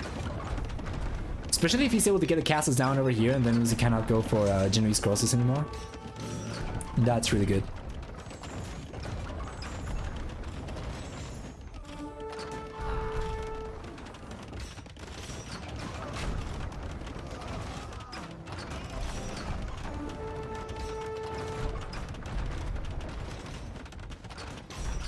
There we go, the castle crumbles. He's got 5 trebuchets to work it. It's gotta be careful with all the bombard cannons. And he's bringing the Hussar. That is not gonna be a good fight though. He might end up getting a single bombard cannon perhaps, if he's lucky, but it's not even gonna be that. The Hussar get completely melted by Genoese crossbows. And he's still trying to find the king. He's not bringing this one over though. He's going for... he's going for rams instead. Well, that's gonna require a little bit of production. Let's take a look at how many siege workshops Nili's got. Just one though. Not enough. Not enough for sure.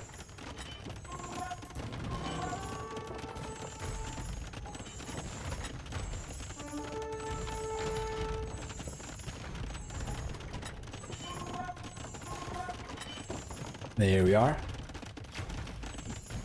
So many resources for Nili, floating a crap ton of gold. Unfortunately, losing the castle position over here means that he does not necessarily keep control of the gold anymore. So Uzzi is able to get this one once again. Doesn't end up losing all the Genoese crossbows though. That was a little bit sloppy from Uzzi. He was kind of hoping the bombard cannons were going to take care of the skirmishers on their own. That was not enough. In the end, the Genoese crossbows get cleaned up. We have 9 left and 2 castles, not too much. Wait, actually one castle because the original one is already dead. Wait a moment. You know what? Never mind. There is only one castle for Uzzi. And it's about to go down, guys. Yes, sir.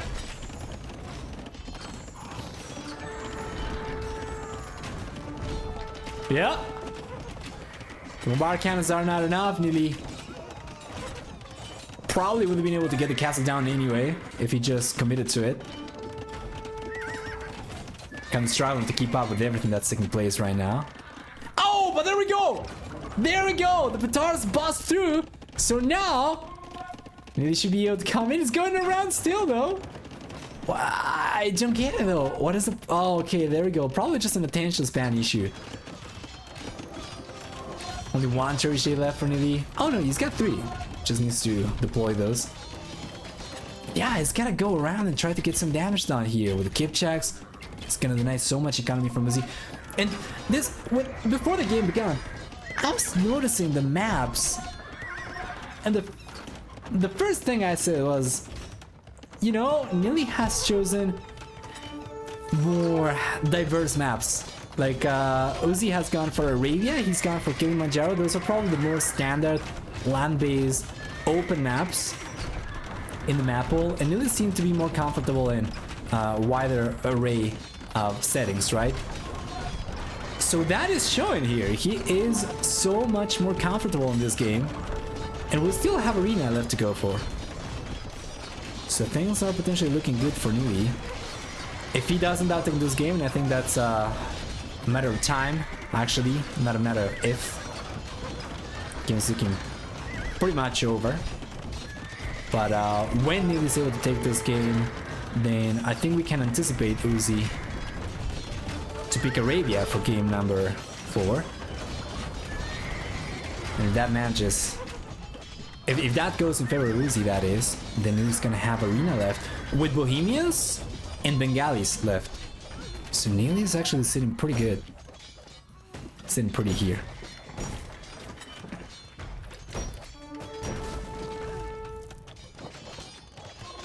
Who also wants to see Palin? There we go, the GG's come up. As Uzzi does not want to continue going this game anymore.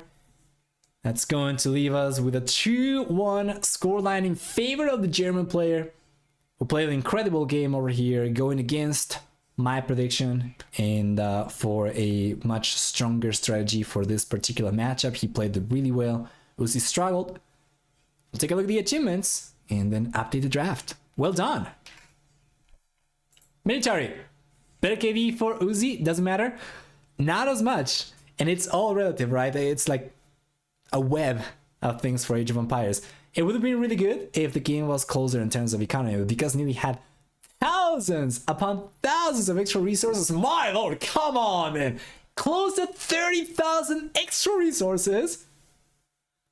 This doesn't matter. 47 units? For like close to 30,000 extra resources? Yeah. That's gonna work out pretty nicely for Nili. My lord. Villager significantly higher for Nili as well. APM, make of that what you wish. Pretty comparable for both these guys. But what a great performance from Nili. Almost no time it looked particularly close. We'll see what we get for game number 4. I'm anticipating to see Arabia over here. Let's go back and see what civilizations we have left.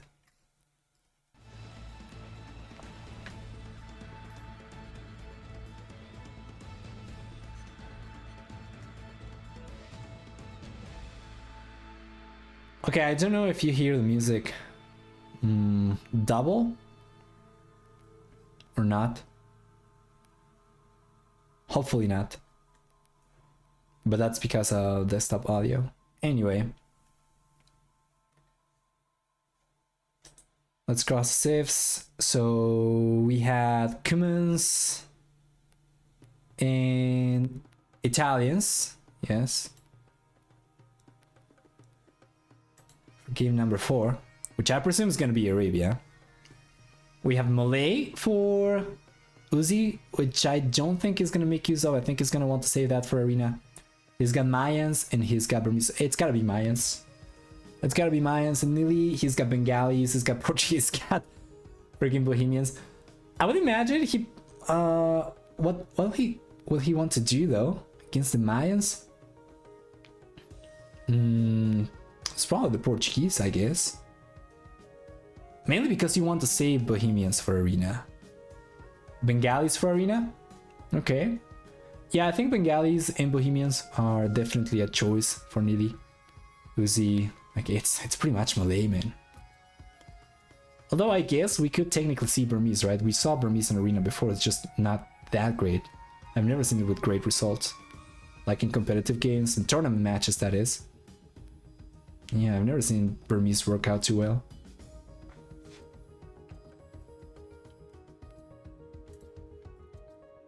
Let's cross the map as well.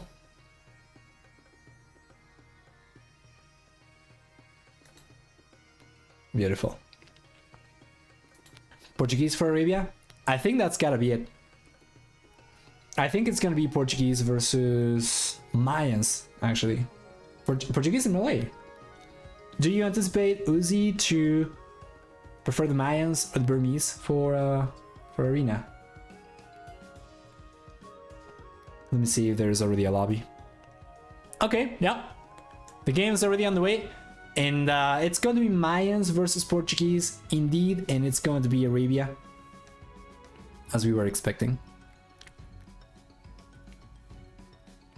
That's going to leave Bohemians and Bengalis open for Arena for Nili. And Malay and Burmese open for Uzzi.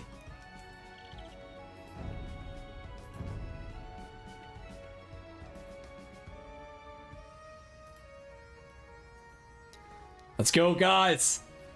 Which other series this weekend are you hyped for the Silver League? If you've been keeping track of the tournament, that is. There are a bunch more left to be played.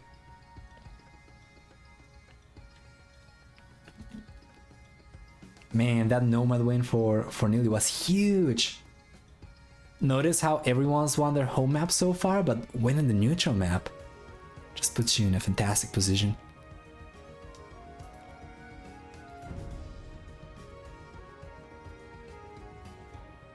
Alright, no more spec delay, let's go for it. And there we go, game number 4 is here. Uzzi versus Nili in the south and north of the map. We're gonna have Mayans, Portuguese for these players. Let's take a look at the map generation first thing.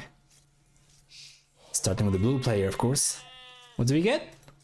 Well, we have the main goal in the back, which is fantastic. And if you compare this to the Arabia generations we got in the round of 44, this is so much better. At the very least, well, so far, right? And for Uzzi anyway, we'll take a look at this map in a moment. The secondary goals, on the other hand, those will be a little bit more exposed, with one goal on the left-hand side, and then there is another goal on the right-hand side. Around the wood line, kind of far away from the TC. I don't think this one's going to be, like, accessible. He won't try to go for that one. This one, on the other hand, he might try to protect in the future, maybe try to go for a TC around here somewhere. As for the stone, both of those are on the back, so he's got the main stone on the back, he's got the secondary stone on the back. Ideally, he would want to get the walls up, maybe something like this. Not like this right away, because he's got this one, but in the future, I guess, first off, he's probably going to try to wall himself kind of like this, and maybe... You know, like ideally, he would want to go for something like this, but that's very hard to defend, especially this section over here. If his opponent, if Nili, were to come around here, put pressure, and break through, or try to break through, it would be very hard for Uzzi to bring villagers over, unless he had like lumberjacks around here. But this is kind of far away. I think we're probably going to see something like connecting to this one instead. So like, oops, like this, and like so.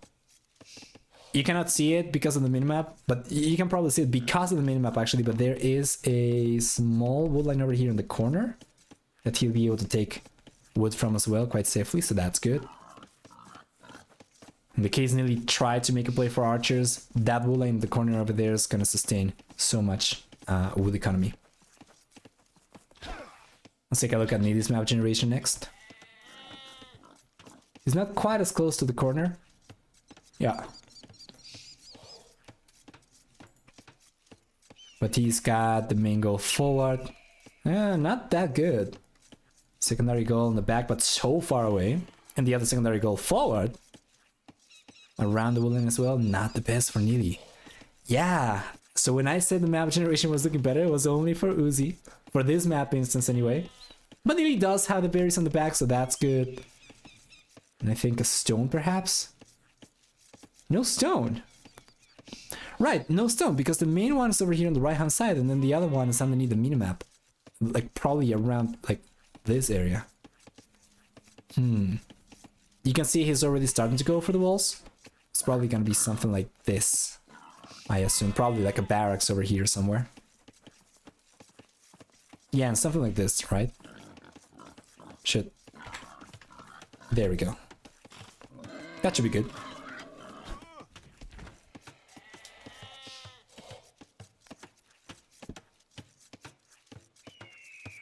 Okay, the barracks forward. That's fine. Or in front, rather, not forward.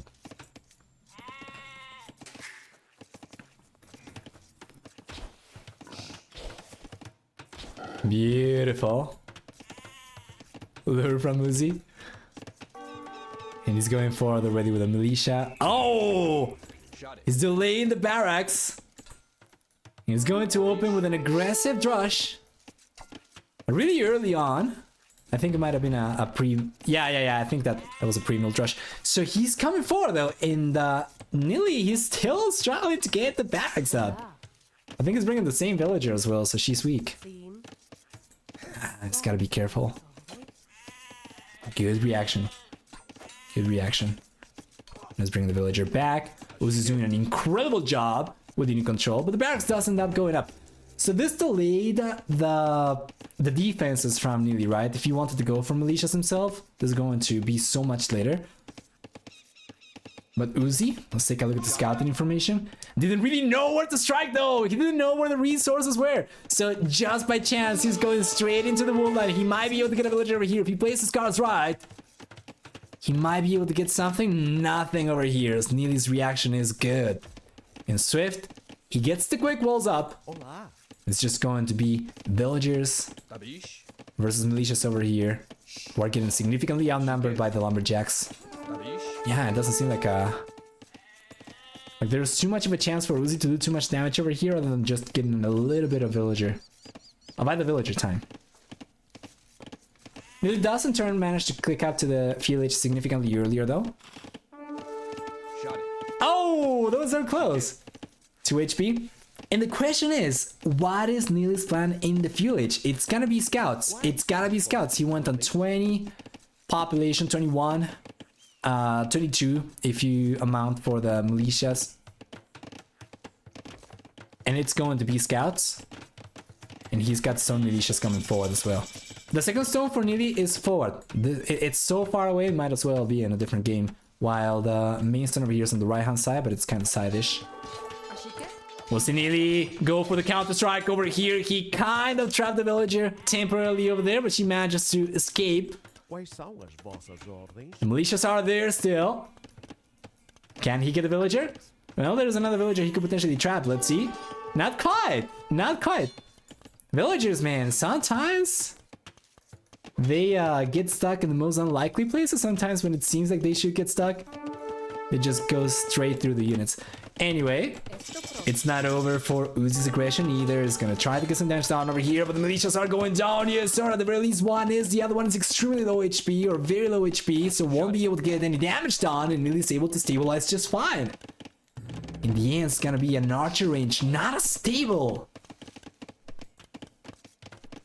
Interesting. And Uzzi, yeah, Uzzi's got the archer range coming up as well. I thought for a moment over there Nili might go for the stable, but I guess just gonna try and take advantage of the Portuguese bonus and start pumping archers instead. He's got a head start to it though. First one's coming up for him, and Uzzi still has not queued a unit up. No!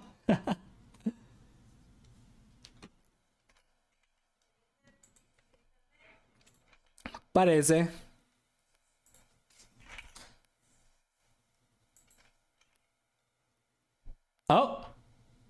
We're back?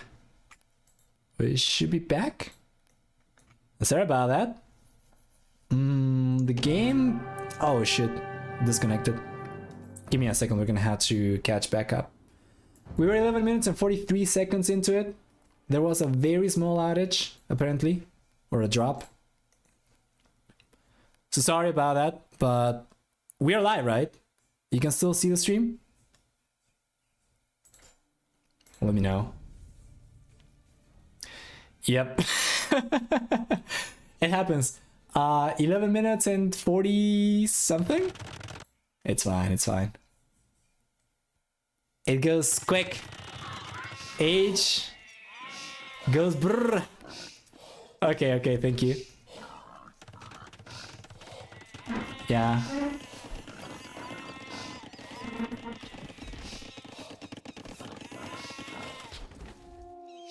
Beautiful. Okay, we can just take a look at the Nili action.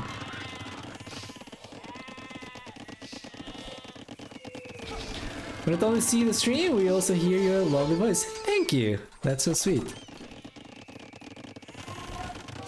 Alright. Yeah, we're getting close. I think we're probably just going to go 1x until there is not too much action, then we're gonna try to catch up.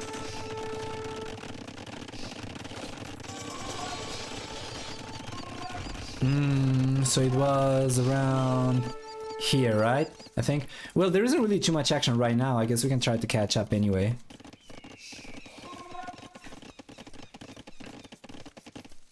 Yeah. Yeah, the players are completely walled up. So we can try to completely catch up. Now, notice, the walls that Uzzi has gone for over here are the types of walls that I think would be fantastic for him to try and get some damage done if he went for scouts. The kind of walls that are very hard to defend against multiple groups of units. But in the end, we ended up going for archers. Alright, let's go back to 1x.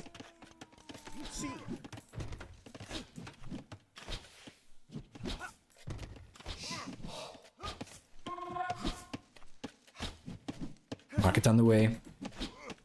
Is that a second market? No. That's the first one. Yeah, that's good. Uzzi's gonna be fine. Nili, he continues going for a few extra archers. That's fine. I don't think that's going to lay him or anything. Both guys are looking very strong in terms of economy. They're both probably going to end up going at about the same time. Let's continue trying to catch up. The moment we see whether Uzzi is going to take any damage over here or not.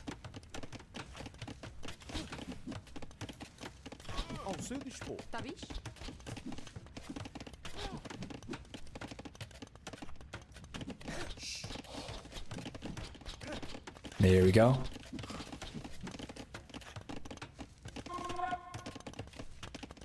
Okay.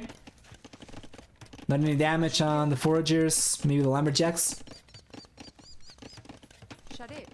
Nothing happens over here, we just go full throttle until we catch up.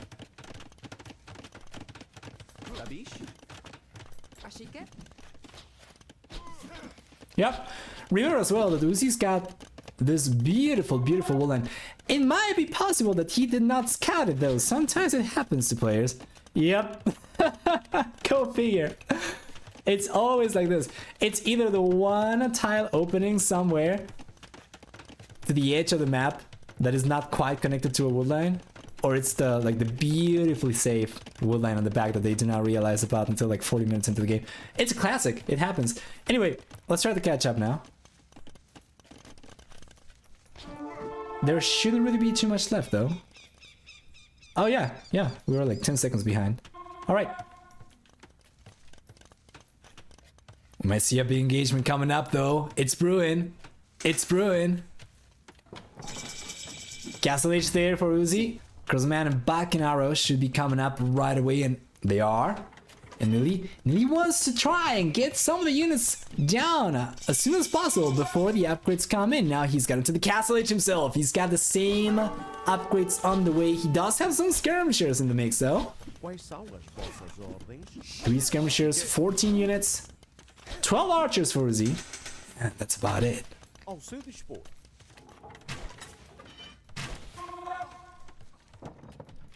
Leather archer armor coming out for Nili. That is actually really good. Uzzi hasn't even gotten +1/+1. Oh boy, these skirmishers are going to be tanks. Freaking tanks. All that we are missing for Nili is ballistics. I don't know if he's got a university on the way, perhaps. He does. He's got the university already up, as a matter of fact. And he's trying to go for it. He's trying to go for it. He's got it. Ballistics on the way for Nili and Uzzi. He's missing Panther Archer armor even. The one thing that's keeping Nili kind of respecting Uzzi's defense is the siege workshop. Sí, indeed. Sí, señor.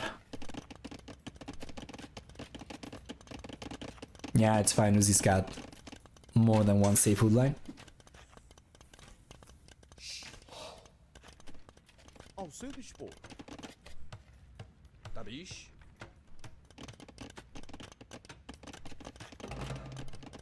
Fantastic. Yeah, see Trisha coming out for Nili. He's gonna play this one safe. I don't know about going back though. I'll probably have expected Nili to send the villager forward and try to get the pressure up. Try to get a 4 siege workshop. Especially with the gold over here being as exposed as it is. Maybe going for... Yeah, Nili's gotta be careful over here not to overextend. But yeah, maybe for Nili, getting a siege workshop perhaps around this area would have been good, right? To put pressure against the siege workshop from Uzzi, to deny this gold as well.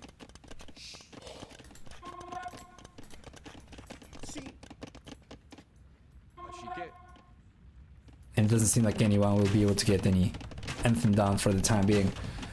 The longer the game goes, I think probably the hardest going to be for the Portuguese until like we are talking about no gold left in the map, in which case the Feitoria has become a much larger factor. But Mayans are an insane civilization. And so long as there are... Honestly, with Mayans being Mayans, I don't even know if no gold being left on the map would be an issue for them, so long as they are able to get a hold of a few relics. Huh. Yeah, it can be rough. It can be rough for Nili over here. Second TC on the way. Nothing of the sort for Uzzi.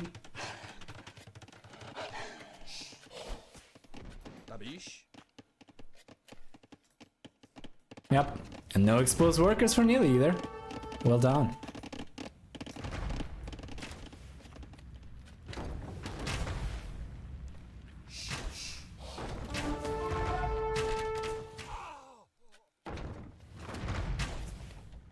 There we are.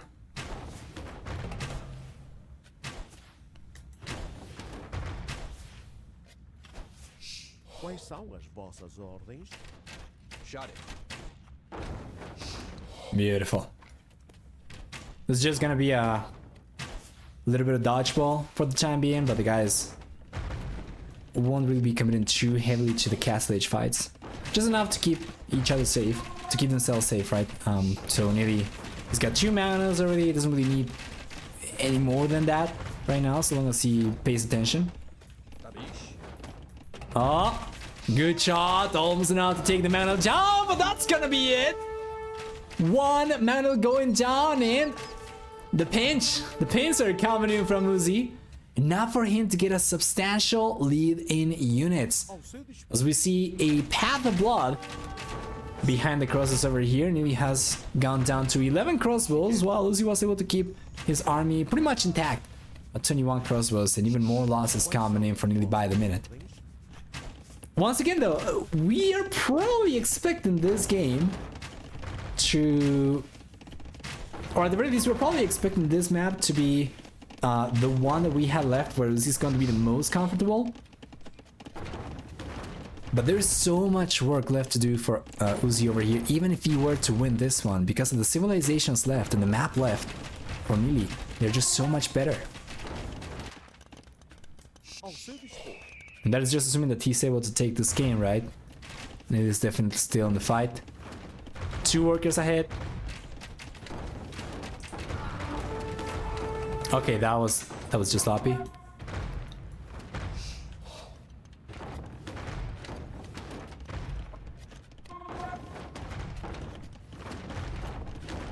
About 300 resources down the drain, and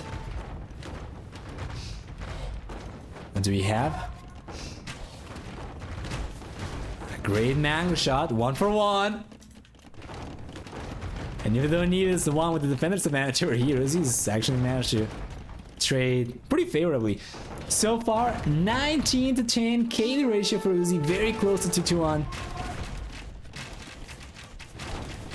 And you take a look at the resources collected, and you see that Uzzi has actually collected more resources compared to Nili. He's destroyed significantly more resources compared to Nili, over 3 times the damage compared to Nili.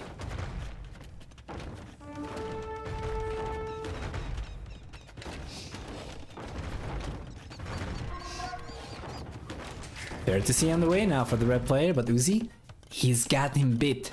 He's got him beat. There to see already out for the bull player, and he's very close to catching up in worker count. Another mana going down for Nili, another 1 and 2 going down. That was a good shot from Nili though, even if he ended up losing most of the mana else, he's got 1 left. And Uzzi's got just the 1, completely detached from his crossbows, too far away to provide defenses. And Nili, well, Nili's got just the 1 mana left over here. He's sustaining this one with the villagers he's using to build a TC. But he's about to get another 1 out. And Uzzi's gotta respect this. If there's one thing that's going to have as much potential to turn the game around, is a big, nasty manga shot on your army, especially when they are clumped this close together. Careful there. Careful there. Good shot from Uzzi. Might up getting yet another 1. That's 2 for 1. Does not have any manas left, so he's got to respect Nili's defenses, and he's gonna bail. And he's trying to get another siege workshop up. Notice Uzzi's economy though is not in the greatest shape. I guess at the very least, floating gold is not as bad as floating other resources. You kind of skip 1 step in the market, right? You can just buy it straight away. And he might actually be able to go up to the Imperial Age. Like, he's got the resources, and he's about to get the buildings as he's getting the castle up forward in front of Nili's gold. And his shots over here are very, very good. Because he's gotta respect this. He's got yet another mountain coming up over here. We might see a nice battle move here. Let's take a look. The mountain's taking a lot of damage, and it's going to go down, but a big shot comes out before it does so. But enough crossbows are left from Uzzi to keep these villages protected and to keep the castle dream alive. So he's got this one up, and just at the time the castle comes up, Nili's mountain comes out, goes down instantly to the castle fire. And now he's out of this gold. The TC is within range of the castle. The siege workshop is within range of the castle, so no more mana is coming out of this one, most likely. And still a substantial amount of crossbows to continue harassing Nili's economy. And he does so. He continues roaming around. Now looking the greatest for the red player. We'll have to take some solace in the fact that at the very least, game number 5 is going to have a map that favors the civilization he's got left. Oh, Plumnouch on the way from Uzzi as well. Nili tunic, Nili tunic, Nili tunic. Let's go! Welcome, welcome again to the Hippo Lovers. Subscribing for 18 months. Nili's going to be stoked to see that. Most likely.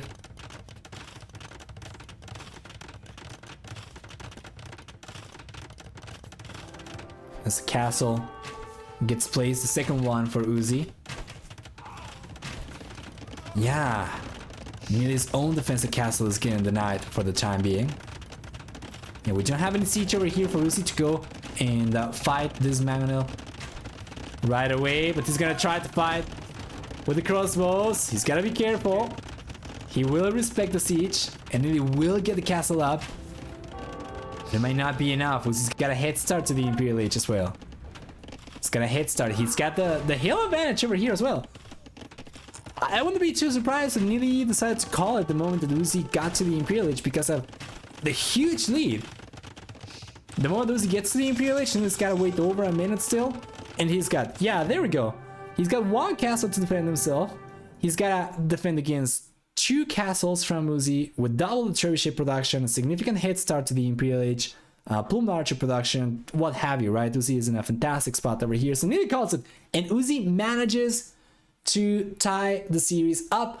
We have a full set over here. If anybody was expecting to get a clean sweep, sorry that you're disappointed. I'm very happy to have a full set every time. Doesn't matter if I'm casting on Nili's channel, I wanted to see a full set anyway, especially after how good the first game was. So military, 2-to-1 KD ratio, a little bit higher than that even for Uzzi. Economy, it's a stronger economy for Uzzi, collecting about 1700 extra resources. It's good, but this is so much more impactful when the economy was somewhat comparable for both these players. And that's probably the most relevant stuff we can take a look at over here. So let's just go back, and we don't have too much speculation to take place during the draft because we know exactly what we have left. What is that? You know, with Arabia out of the picture, we have only Arena left. Hey, there we go. Another sub. Welcome to the Hippo lovers. And with the civilizations being used as we already saw, the Mayans working out beautifully for Uzzi, and the Portuguese not working out quite as nicely for Nili.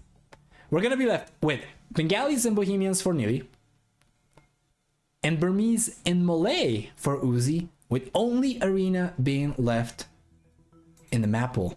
This, like, on paper is fantastic for Nili. Not only does he have what I think is the better civilization choice for the map, but he has, at the very least, shown to be, in this series against Uzzi, the more versatile player. First off, by the simple fact of drafting non-land open maps, and then by his performance, right, on both Nomad and Fortress. So on paper, you're probably expecting to see Nili do pretty well over here, but we'll see. Arena is, I would argue, of all these maps, the most standard non-land open map that we have, right? So between Nomad, Fortress, and Arena is the one that Uzzi is probably the most used to, right? Like, it's probably the most played one after Arabia. Anyway, let's see if there's a lobby already. Yeah, boy! The lobby's there.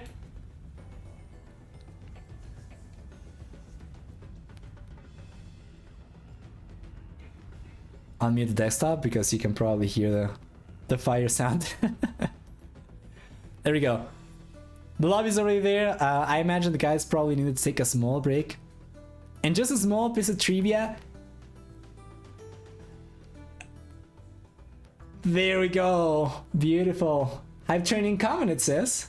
I think we're probably gonna need yet one more sub. Or is the hype train already enabled? Oh, it is 93% there. Yeah. We need one more. Or bits or something. This is all going to Nili, by the way. Just so that you know. I do this just by sheer pleasure. I love to do this. I miss casting. I've not been able to cast as much on my own channel, so I miss casting whenever Nili offers me to provide coverage for his series. I'm like, yeah, boy, of course. And he wanted to pay me, and I said, nah, forget about it. I just want to cast, man. So just rest assured, it's all support to Nili, your beloved hippo. The reward is in the deed. For me, anyway. Yeah, I think they probably might be taking a small break. Let me check to see if it's been officially confirmed. Excited for Warlords 2? Yeah, definitely. It was one of my favorite tournaments last year, for sure. I think the format's fantastic. We did that in the past to some extent with Terra Nova and Terra Nova Duos, where we had like different pools of maps, but the criteria by which we defined each pool was different. So it was great to see this approach from Warlords, where the maps are pulled by type as opposed to by region, which is what we had with Terra Nova. All right, the game's starting. Doesn't seem like we're going to have much of a break.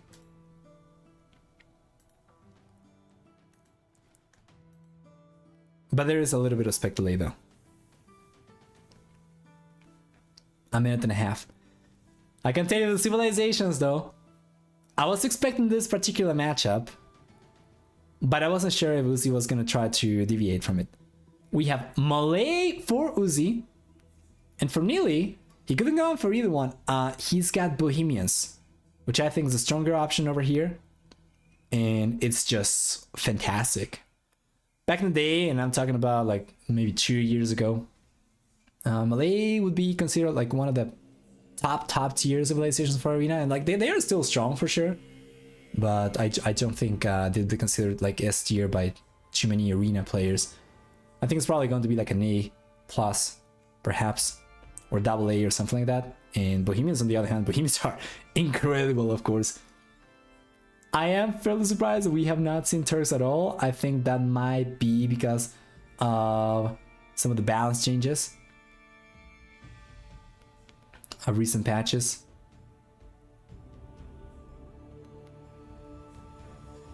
But yeah, anyway, only 30 seconds left to go. Oh, I was saying before, just a little piece of trivia. In case you were not aware of it, Nili is actually 100 elo lower than Uzzi. Just goes to show that at the very top, elo does not really mean that much. And not only that, the map variation makes for, like, it's got a huge impact. Makes up for a lot of it. All right, the final game's coming up. Get hyped, everyone. Oh, and there we go. Game number 5 is here, the decider. Match point.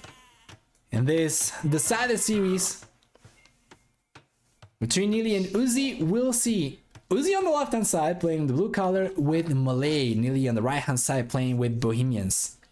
Arena is such an interesting map, and it's one where Nili has really been able to deliver in the past. We have seen it already. We have seen it in the round of 44. We have seen it in the past as well. I guess the one instance where that was not true was for the Masters of Arena qualifiers, I believe, right? But for the most part, he's done better than worse. Like, it's gone better for him more often than not. Regardless though, we can take a look at the map generation, starting with Uzzi. What do we get for the blue player? Well, he's got the main gold on the back. He's got the secondary gold on the back as well, which is lovely. This is not always the case. Sometimes it's forward. And then we see the other secondary gold. It's going to be outside the walls, as it's often the case. We have 1 stone and 1 gold always beyond the gates. And that's going to be the case for the secondary stone as well. As for the main stone, we have this one up in the north, which is kind of backish. It's safe. It's safe and it's fine. So he's going to be all right. Berries are kind of exposed over here, but it doesn't really matter. Nobody's going to come and drop a castle before the berries run out. So it's fine. I think the map generation for Uzzi is actually pretty good.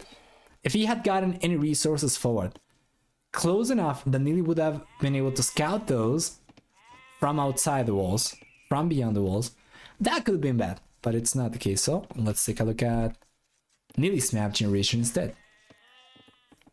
What do we get? All right.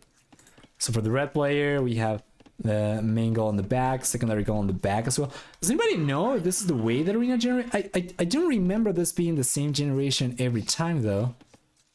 not like literally the same, but I don't remember that every time we had the main and the secondary gold safe for the player. Sometimes they were forward. This might just be a coincidence. Yeah, I think it's just a coincidence because he does have the secondary stone forward.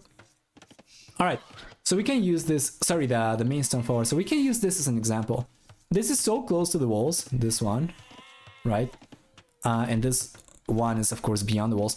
This is so close to the walls that we could potentially see Uzzi come with the scout and scout around here, and get vision of this. What this would potentially allow him to do is, in the future, like he could bring a castle. I don't think we are going to see this. I don't think the civilizations lend themselves for something like this to happen.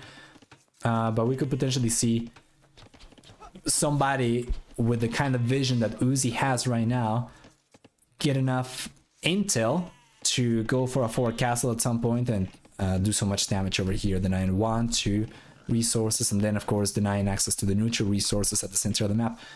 I don't think this is going to be the case. Once again, this is just like very hypothetical. I think it's probably going to be Nili the one to try to put pressure. But yeah, let's just talk a little bit about the types of arena generation you can expect.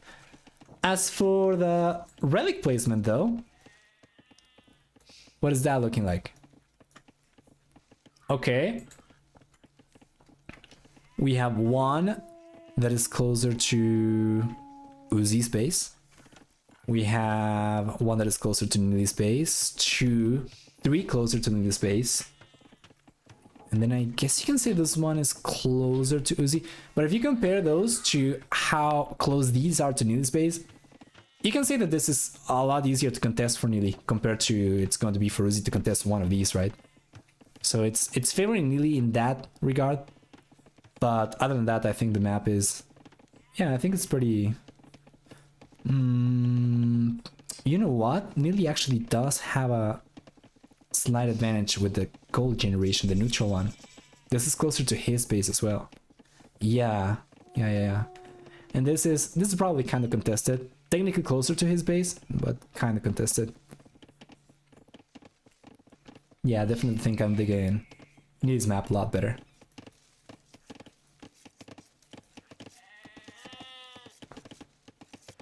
Thank you. Who's talking?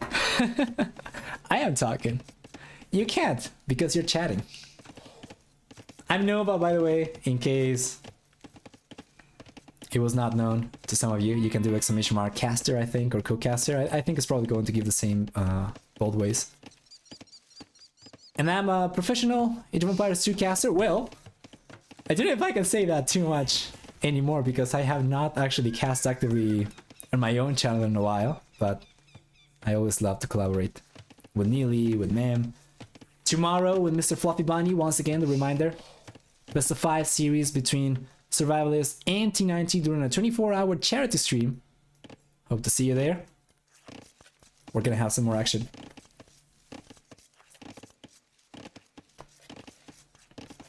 Nili has 3 relics plus both extra goals and extra stone closer to his base than Uzzi. Hacks. Well, he is GL after all, right? I think those things are they probably just come with the team. Can you draw the scouts and monks as well? I can try, but they're probably not gonna be too good.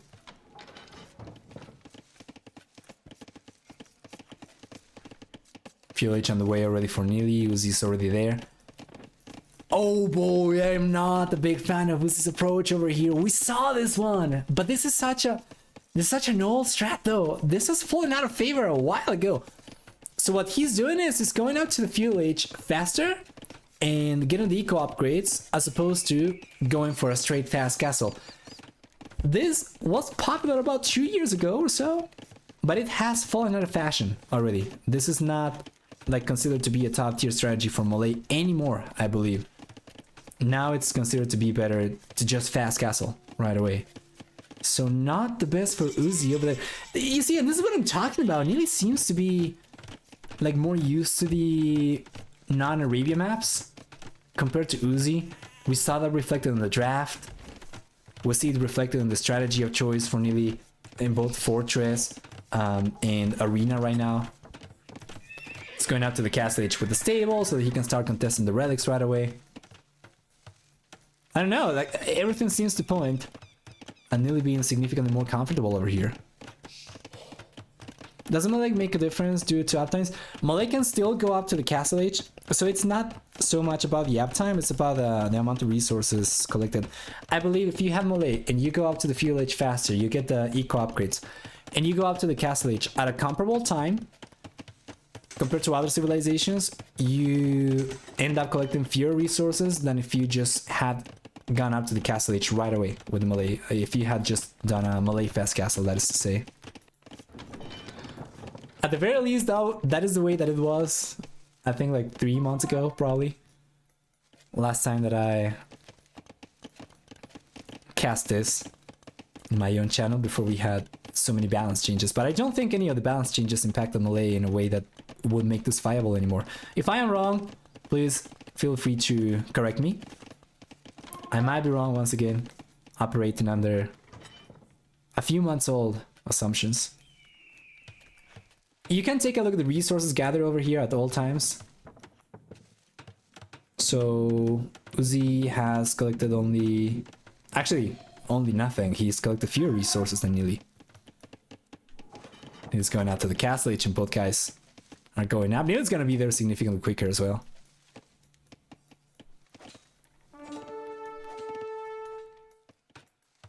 Oh man, this is so good. Nili's just playing this so well. Nice pick from Uzzi.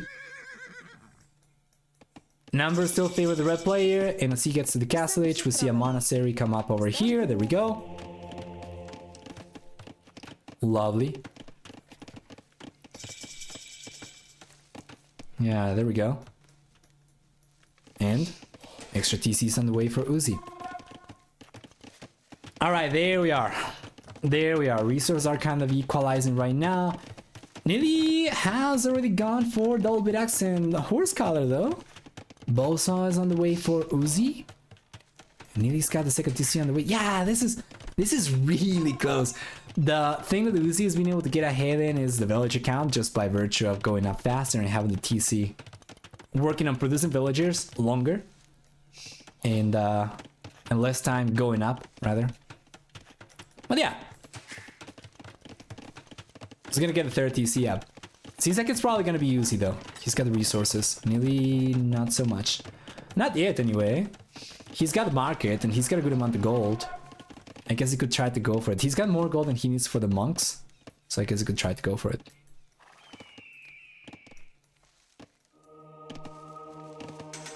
Malay will have better economy so long as both players are able to keep the TCs running at all times. Yes, as Uzzi does have a villager lead.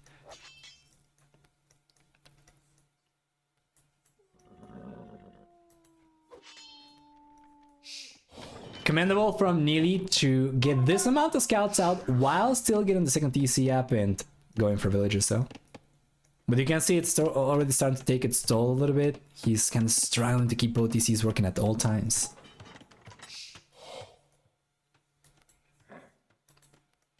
Nili Relics and Bohemian Imperial combo? I think so. He's got the first one coming up. And notice he's going for the closest one. He's not taking any chances. Now will he get the conversion? No! Oh, it's not enough. Not fast enough. And the first monk perishes. Second one is going to go forth and take its place. Third one is going to try and collect the second relic. Meanwhile, Uzzi, on the other hand, he's got no monks. He's got just a true like cavalry. He's just trying to do damage. Okay, there we go. The monastery is coming out. He was just trying to get some damage done. This is actually very smart for Uzzi because by just getting a few scouts out, you know the mobility will allow you to sustain these scouts for a very long time as, you know, they have the same speed as your enemy scouts. Just by trying to get damage done, he's able to prioritize the TC creation, the villager creation, and he's able to even extend his villager lead a little bit. I don't know if this is going to be worth it. It seems to me like it's probably not, because he delayed his monastery so much that Nili should be able to end up collecting all 5 relics, especially now that he's finally gotten rid of the light cavalry from Uzzi.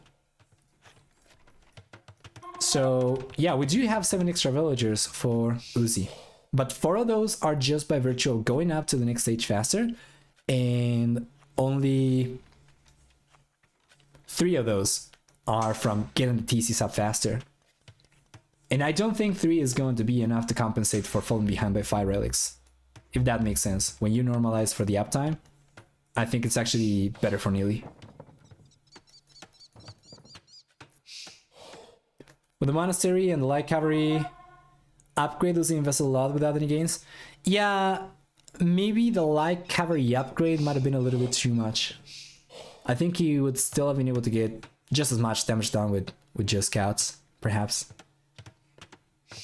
Those were not going to be sustained quite as much though, especially as Nili. I think he already went for husbandry too. Yeah. Yeah, he went for it. For a siege workshop for Nili. Nice. Get ready to see some action, boys! So far, 3 relics for Nili. He will end up collecting all 5, I believe. He's just got them on the way, so this one is going back and... Oh, where's the 5th relic? Oh, he already... Okay, there we go. He already deposited the relic, so he's got all 5. Man, this is insane! He already makes up for about 5 villagers. And that leaves us on a 4 worker lead for Uzzi, which is once again basically the worker lead that he got just by going up faster, just by the civilization he's playing. And Nili's going for it, guys. He's got a ram on the way. He's not playing this one late. He wants to win now. He wants to kill. He's thirsty for blood. He's gonna have to get past these walls first, but he's got plenty of monks, light cavalry. He needs some extra siege though, and he's going for it. Man, nail. Massive cash. And you can see over here, this is one of the things that I really like about Nili's capture each skin. You can see in real time the relic gold, the relic gold count. Like, this is making up for so much, right? Imagine this. This was like, what, 3-4 minutes worth of relic income? 5? And he is on the same resources collected amount as Uzzi. This means that, you know, in the future he's just going to start getting ahead. Why he decided to go siege forward? He knows Ezekiel was behind and needed to do something.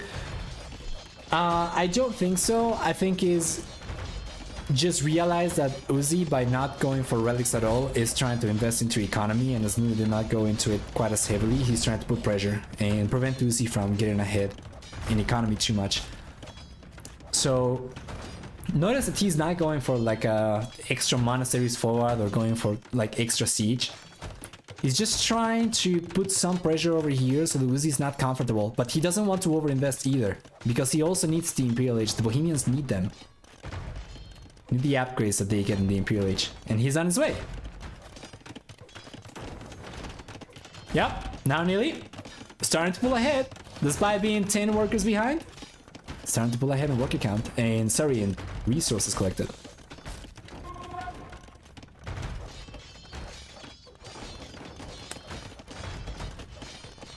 Yeah, I don't think the Malay were such a good choice for this map. Just I was surprised to see them over like Byzantines, which would have been good, over I don't remember if Burgundians were banned, but like even Turks probably I would have expected over Malay. Yeah, I don't know, it seems weird. Looks over. It's looking pretty alright for Nili. I wouldn't go as far as to say that it's over.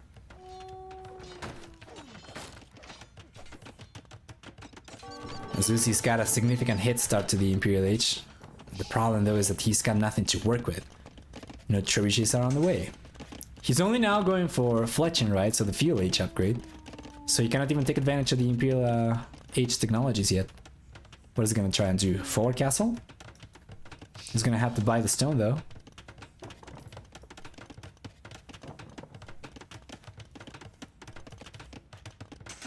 Chemistry's on the way.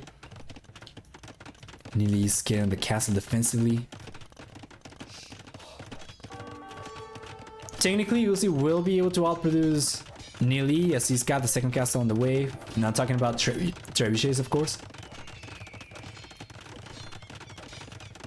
But Nili's got a defensive advantage over here. It's gonna take a while for Uzzi's trebuchets to get forward from this castle.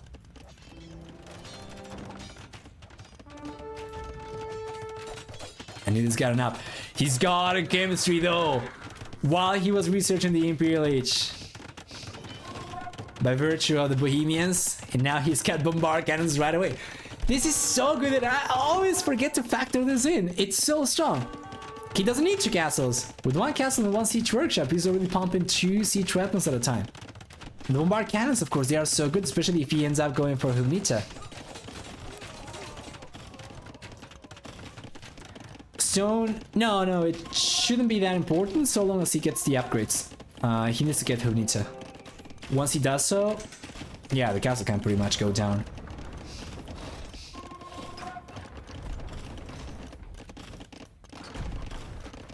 There we are.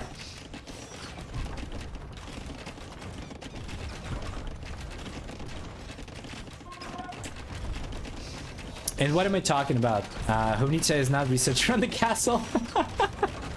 sorry. Yeah. Just disregard what I said. Nobody's calling me out, but I realized. Fortunately.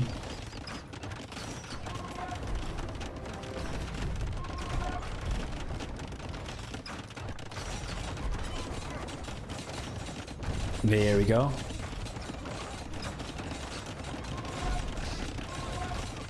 Yeah, the new technologies for Bohemians are not that great. Site reform, and what was the name of the other one? Man, I can't remember the name. Anyway, I don't think it matters too much. What Nili needs to play for right now is Humnita.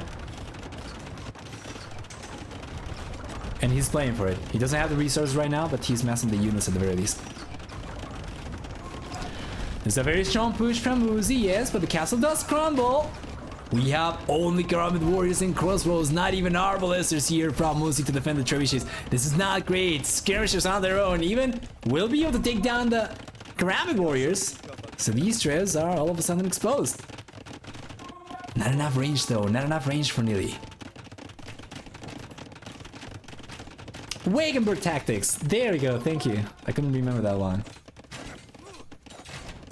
Yeah, I don't think it matters too much. So one was gunpowder movement speed, right? So that might be more relevant. But the other one was the monks do not cost any gold, I believe, right? Man, it's been a while. I had all of these memorized.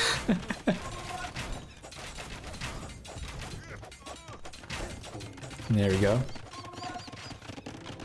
Another cast is coming up for Nili. Yeah, he wants to get it for sure. The movement speed. Econaut ready for Humnita. That comment did not age too well. It happens. It's happened to me multiple times as well. Coming to life. But we have a good amount of units already. 5 is good. 1 minute and 40 seconds. In the future, we're gonna have the upgrade already.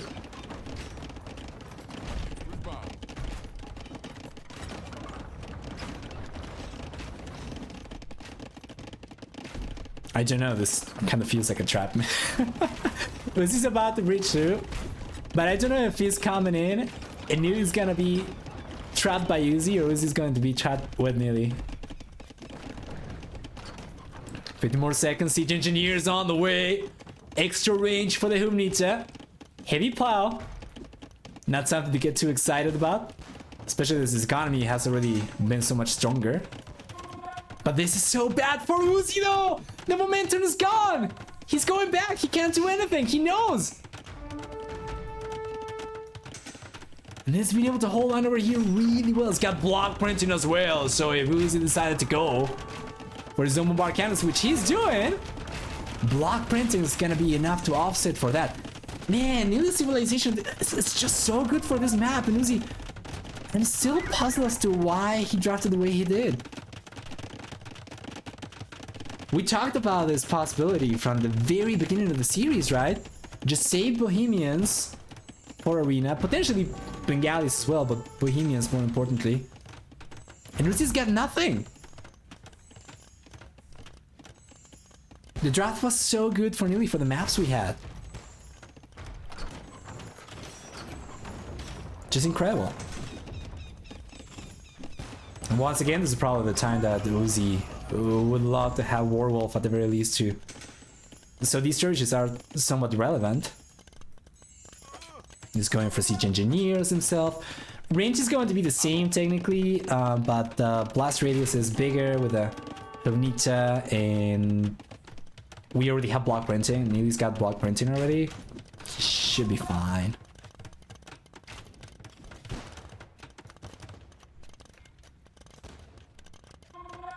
I'm rarely that happy about being proof. Completely wrong. Guys, who here was... Okay, so I know I'm casting Nili's channel. Everybody watching here is going to be a Nili supporter. Yes, that is all good and dandy. Everybody can wish for Nili to win the series. But who here was anticipating Uzzi to have the lead over Nili? Who here was hoping that Nili would win, but anticipating that he would lose? I am curious. Yes. I think you can say that. Remember, Nili was about 100 and so higher elo. And I wasn't really sure of myself, honestly. And to be honest, this is as close as the series can get, right? I thought it would be 50-50. Every time Nili steps in the ring, he is my favorite. Alright, alright. And conditional support here. Also saw it as 50-50. Right. I gotta be honest, I probably said more like 60-40 in favor of Uzzi. But of course, this is a good result to be proven wrong, right? If Nili ends up winning this one after all. I am providing coverage for his run in the tournament, not Uzzi's. And this is good. That means that we might see each other for future series. Elite Karambit Warriors are in for Uzzi. Doesn't really have too many of those to make use of. And he's got 3 castles, so production could potentially be very good still. And he's just going for everything, man. He's got architecture, ring archer armor. You got it, he's researching it. Handcard. Oh, the shot still! How strong is this unit? And it got nerfed. Did you see that? This is scatter formation, by the way. Those were not even clumped together. Damn. This is just incredible. You just can't let the Bohemians get to this point. Once again, it's easy for me to say that. From a caster's perspective, much easier said than done. But you can't help but wonder what this would have been like if... I don't know, maybe Uzzi would have gone straight fast castle, full push, perhaps. Take a look at those shots still. Pow! And pow! This is live, yes, 100%, and pow! The damage over here. It's kind of hard to get to maximize the damage potential over here because you have a line of units, so you have to micro these individually to cover more ground. But this is so much, man. And Uzzi was just making a play for the Karambits. He was making a play for the Karambits. Now he's just trying to go for skirmishes. This kind of flip-flopping though, you can see the insecurity in Uzzi. Like, he doesn't know what to go for. And honestly, how do you stop this? Doesn't look like he's got anything. We have block printing against the bombard cannons. He's got freaking Hovnita against the skirmishers. And against the Karambit warriors. Like, Hovnita against everything, honestly. And then the skirmishers over here, for whichever Karambit warriors manage to filter through the rain of cannonballs from the Hovnita, they get taken care of by the skirmishers because of them not being particularly strong units. But anyway,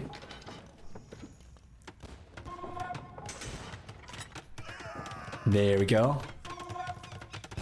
Slowly but surely, Uzzi's getting pushed back. Do we have anything to take a look at in the north?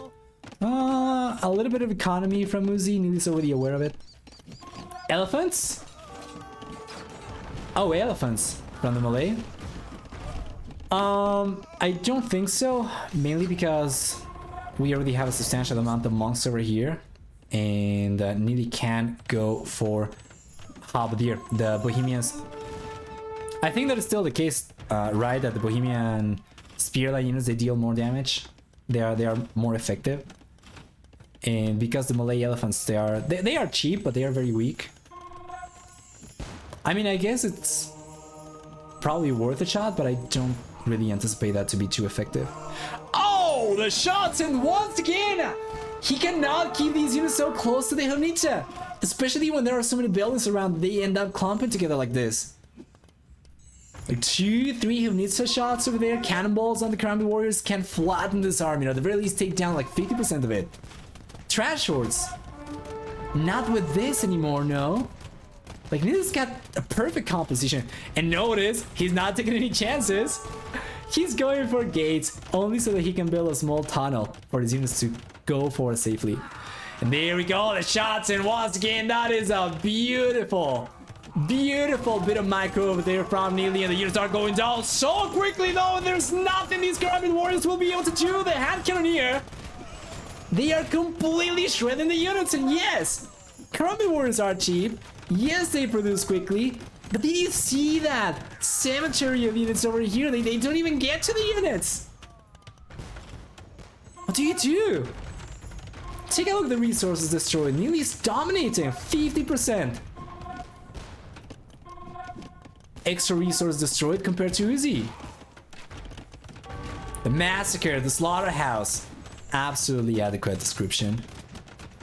And now we just see the archer. So he's gonna try to make a play for what I assume is going to be our ballisters. He's got the upgrade already. So he's gonna try to go for it. What do you do with this? It's just so tough. I'm asking and I'm legit do not have an answer for this. I just don't think it's possible. So long as both players play the game right, I just don't think it's possible for Uzzi to find one unit that's going to counter all of this. It's going to require a combination of many things. He needs a diverse army and fantastic unit control so that he can offset for the incredible composition of Nili's military. Yeah, and these Karambit don't even get to the Helmnitze, man. Yep, they just melt.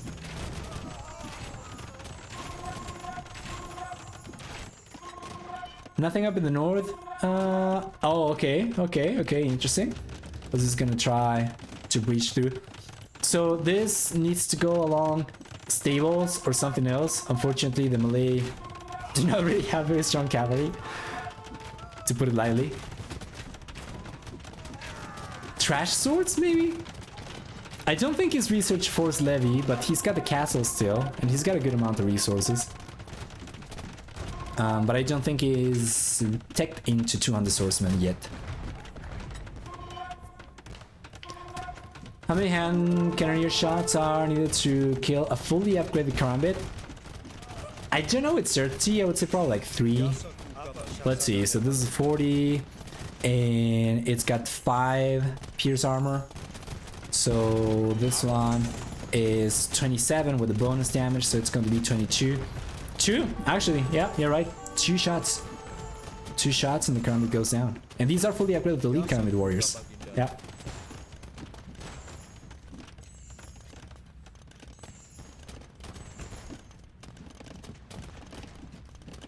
Trash swords versus hand cannoneer. Yeah, that's the thing though. The hand cannoneers are forward. What he's trying to do over here is, yeah, so he's gonna try to go for it. What he's trying to do is he's trying to take Nili by surprise. Nili does not have any hand cannoneer on the back. If he ends up bringing a few trash swords over here, he at the very least forces Nili to go back, because he cannot fight with like trash swords against these hand cannoneer in this position. So he's just trying to raid basically. But yeah, true, the moment he brings the hand cannoneer back, like 200 swordsmen do not do much of anything. Mubar Tower, yes sir! Chain bar and armor is on the way as well. Oh, and the villagers are keeping the fort. You shall not pass, they said. Yep. And never mind. Yeah, it seems just a matter of time over here. The ride is certainly on the wall. And Uzzi's got his minutes counted over here. Once again, it would require some massive throw-in over here. I throw so hard that I don't think Nili's got the strength for it. For him to lose the grip of this game. The castle goes down as well.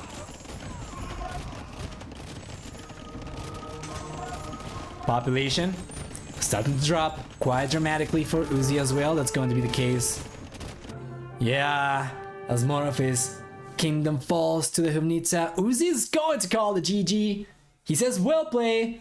Recognize Nili has, of course, earned his spot in the Gold League of T90 Titans League. So that's going to be the end of the series with the final score of 3-2. Nili comes out on top, and Uzzi, after putting up a great fight, still ends up, hey, there we go, still ends up falling a little bit short over here. So well played. Let's go through the achievements one final time, and if Mr. Hippo over here is willing to do so, I think it would be great to have him over for an interview. What do you guys think? All right. Military. Really nicely done by Nili over here. Better than 2-1. Absolutely fantastic. A little bit higher than 9-4 even. For economy, we have a much stronger economy for Nili. Some of this was because of the relics. Most of this was actually because of the relics. As a matter of fact, the difference was very small towards the end. There we go. Beautiful. And the much higher villager max count for Uzzi over here. Perhaps over booming a little bit. I guess it might not have mattered too much because of the choice of going for combat warriors, right? Any other unit would probably not have had enough room over here to be significant. But anyway, well played, Nili. Good job. Congratulations. He's moving on to the Gold League now. And yeah, I'm not really sure if he's gonna want to take a small interview. Do we get Nili in? Let's ask.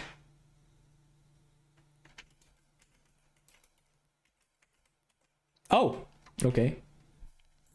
I guess that answers my question. Give me one moment. I just need to... Oh, actually, I think it's not necessary. Let's see. Congrats. Hello. Oh, hello, Nili. I'm not really sure if people are going to be able to hear you. Can you speak? 1, 2, 3. Yeah, okay. 1, 2, 3. That's not working. Give me 1 second. Oh, right, I know. I have the wrong scene on. Okay, try now. 1, 2, 3. 1, 2, 3. Yeah, this is not working yet. 1 second. Sorry about that. They say they hear me. Okay. They should be able to hear you now. 1, 2, 3. Yes, let's go. Congratulations, Nili. Well played, mate. Thank you. Yes. So That was go ahead, exhausting. Yeah. What can I say? Obviously, last season, losing that last game to Song Song was really tough emotionally on me. And echo? Okay. Could you fix the echo? Yeah, don't worry. Okay. Yeah, echo solved. Yeah, so as I've been saying, last TTL season, the loss against Song Song was really hard on me. And I felt like I played better than being delegated. And I played an incredible amount of practice sets for this. Like I was obviously traveling to Vegas, unsuccessful, and put so much pressure on myself now. I think I played like 25 full practice sets, so like 125 games. Wow. and really successful. And I was like, I kind of envisioned how broken I would be if I lose this, and I put so much pressure on myself. It's ridiculous.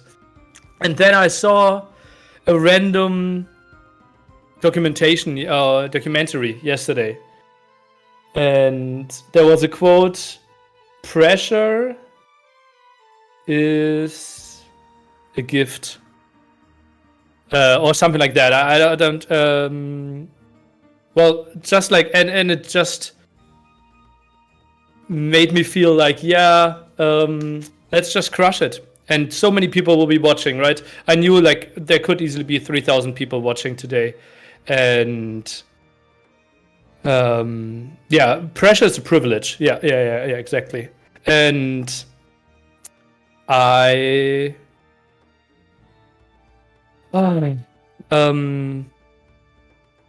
felt like, okay, my best map by far is Scholz, but I kind of feared, like, I felt like if we get to Scholz, I win like 97%.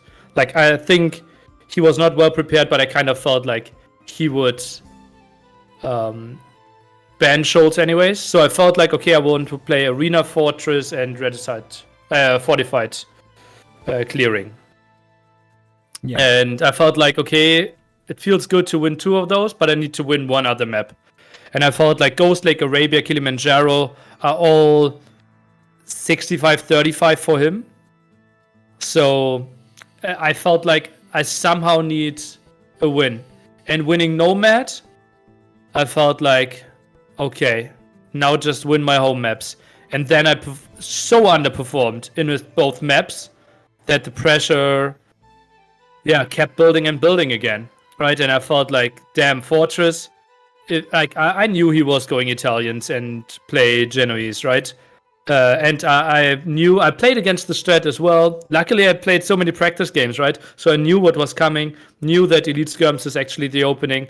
But then he did a nice trick with the Spearman in the tower and completely owned me with that one. And then it all came down to Arena. And I luckily looked through all his recorded games, right? And he played Melee on Arena in an earlier game. And I knew he would play Pop 18, defensively, eco upgrades, and then play something around Karambits. It was really dumb by me to lose all my monks there. I think I should have gone back because I knew he would go Karambits. So that was actually like knowing what he would go for, but didn't really execute to perfection. Otherwise, everything worked exactly how I envisioned it. Like I felt like, okay, do I want to go Bengalis against Melee? No, Bohemians. And I knew exactly step by step what would happen. And everything except losing my monks there worked out perfectly. And I just screamed through my apartment, was so happy. My girlfriend came in with a Nili shirt. First time ever I saw a fan wearing my shirt. And so simply over the moon. Now, funny stuff is that Gold League map pool is completely different. So all the 100 plus practice games I did are basically only to get into gold. And I don't think the skill will transition, but I'm so happy. I'm so happy. I think, honestly, it would have broke me if I lost today.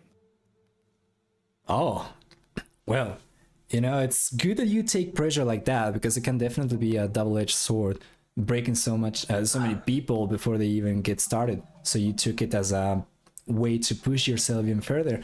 But the way that you speak as well, it tells me, and this is something that I couldn't help but notice just from the get-go, just by taking a look at the draft, that it seems like you had everything calculated. And the draft was so much better, in my opinion, for you as well. Did you study your opponent as well coming into the series over here, or was this just trying to play to your strengths specifically? Well, I prepared a lot. I watched every single tournament game he played over the last 2-3 months. There weren't many, but I looked through his Arabia games as well, kind of trying to learn his tendencies there. That's why I knew that he would play Like Chinese could go for Regicide Fortress. A lot of people play that, right? But I felt like, okay, he would go for Kilimanjaro. Arena, I knew Malay. I know that he liked Mayans on Arabia. I didn't think he would wall that much. That was a bit of a misread. But I watched his streams. I watched his recorded games. We played each other in ladder twice, just like 2 days ago. I tried to prepare as much as possible. And as I said, like that's why I banned Cross, because he banned Cross a lot. He picked Magias a lot. That's why I banned Magias. And yeah, I've never played Romans, so Romans is a standard ban. I need to learn that before Gold League, and Spanish simply the ban because I don't want a crazy game on Nomad. Can we expect a 1,000 game preparation period for the Gold League? I don't have enough time for that. Isn't Golden League starting like next Monday? Yeah, it's not all the time. I think I will play like 3-4 practice sets. Will delay like 1-2 weeks and look through recs of what are the others doing. I looked through every decider set as well, right, to see if maybe people came up with a new strategy, but there was nothing new out of the like 5 sets that were cast before. Right. So you had to engage into a lot of preparation to go back to the place you were before, to go back to the Gold League. Do you feel you were deservedly demoted over there, or do you think the Gold League is your spot to be and you just wanted to get back there and prepare to be sure? But like, would you have been confident to get back into the Gold League without that much preparation? No. This is if I'm not as sharp on Regicide Fortress, I lose this game. If I didn't practice Nomad like 8 times, I lose this game. And Arena, I'm feeling super confident because of Master of Arena training. And yeah, if I don't grind as much as I did, I lose. Pretty sure. Like Uzzi, pure skill to skill. If we now play best of 11 on Arabia, I think he wins 90% chance. Right. Yeah, there's certainly some evolution to see from you over here, especially I remember casting your qualifier series for Masters of Arena, and everybody here in the chat was also like that. Wow, Nili is picking Fortress, he's picking Arena as the home maps, and you actually like performed really well.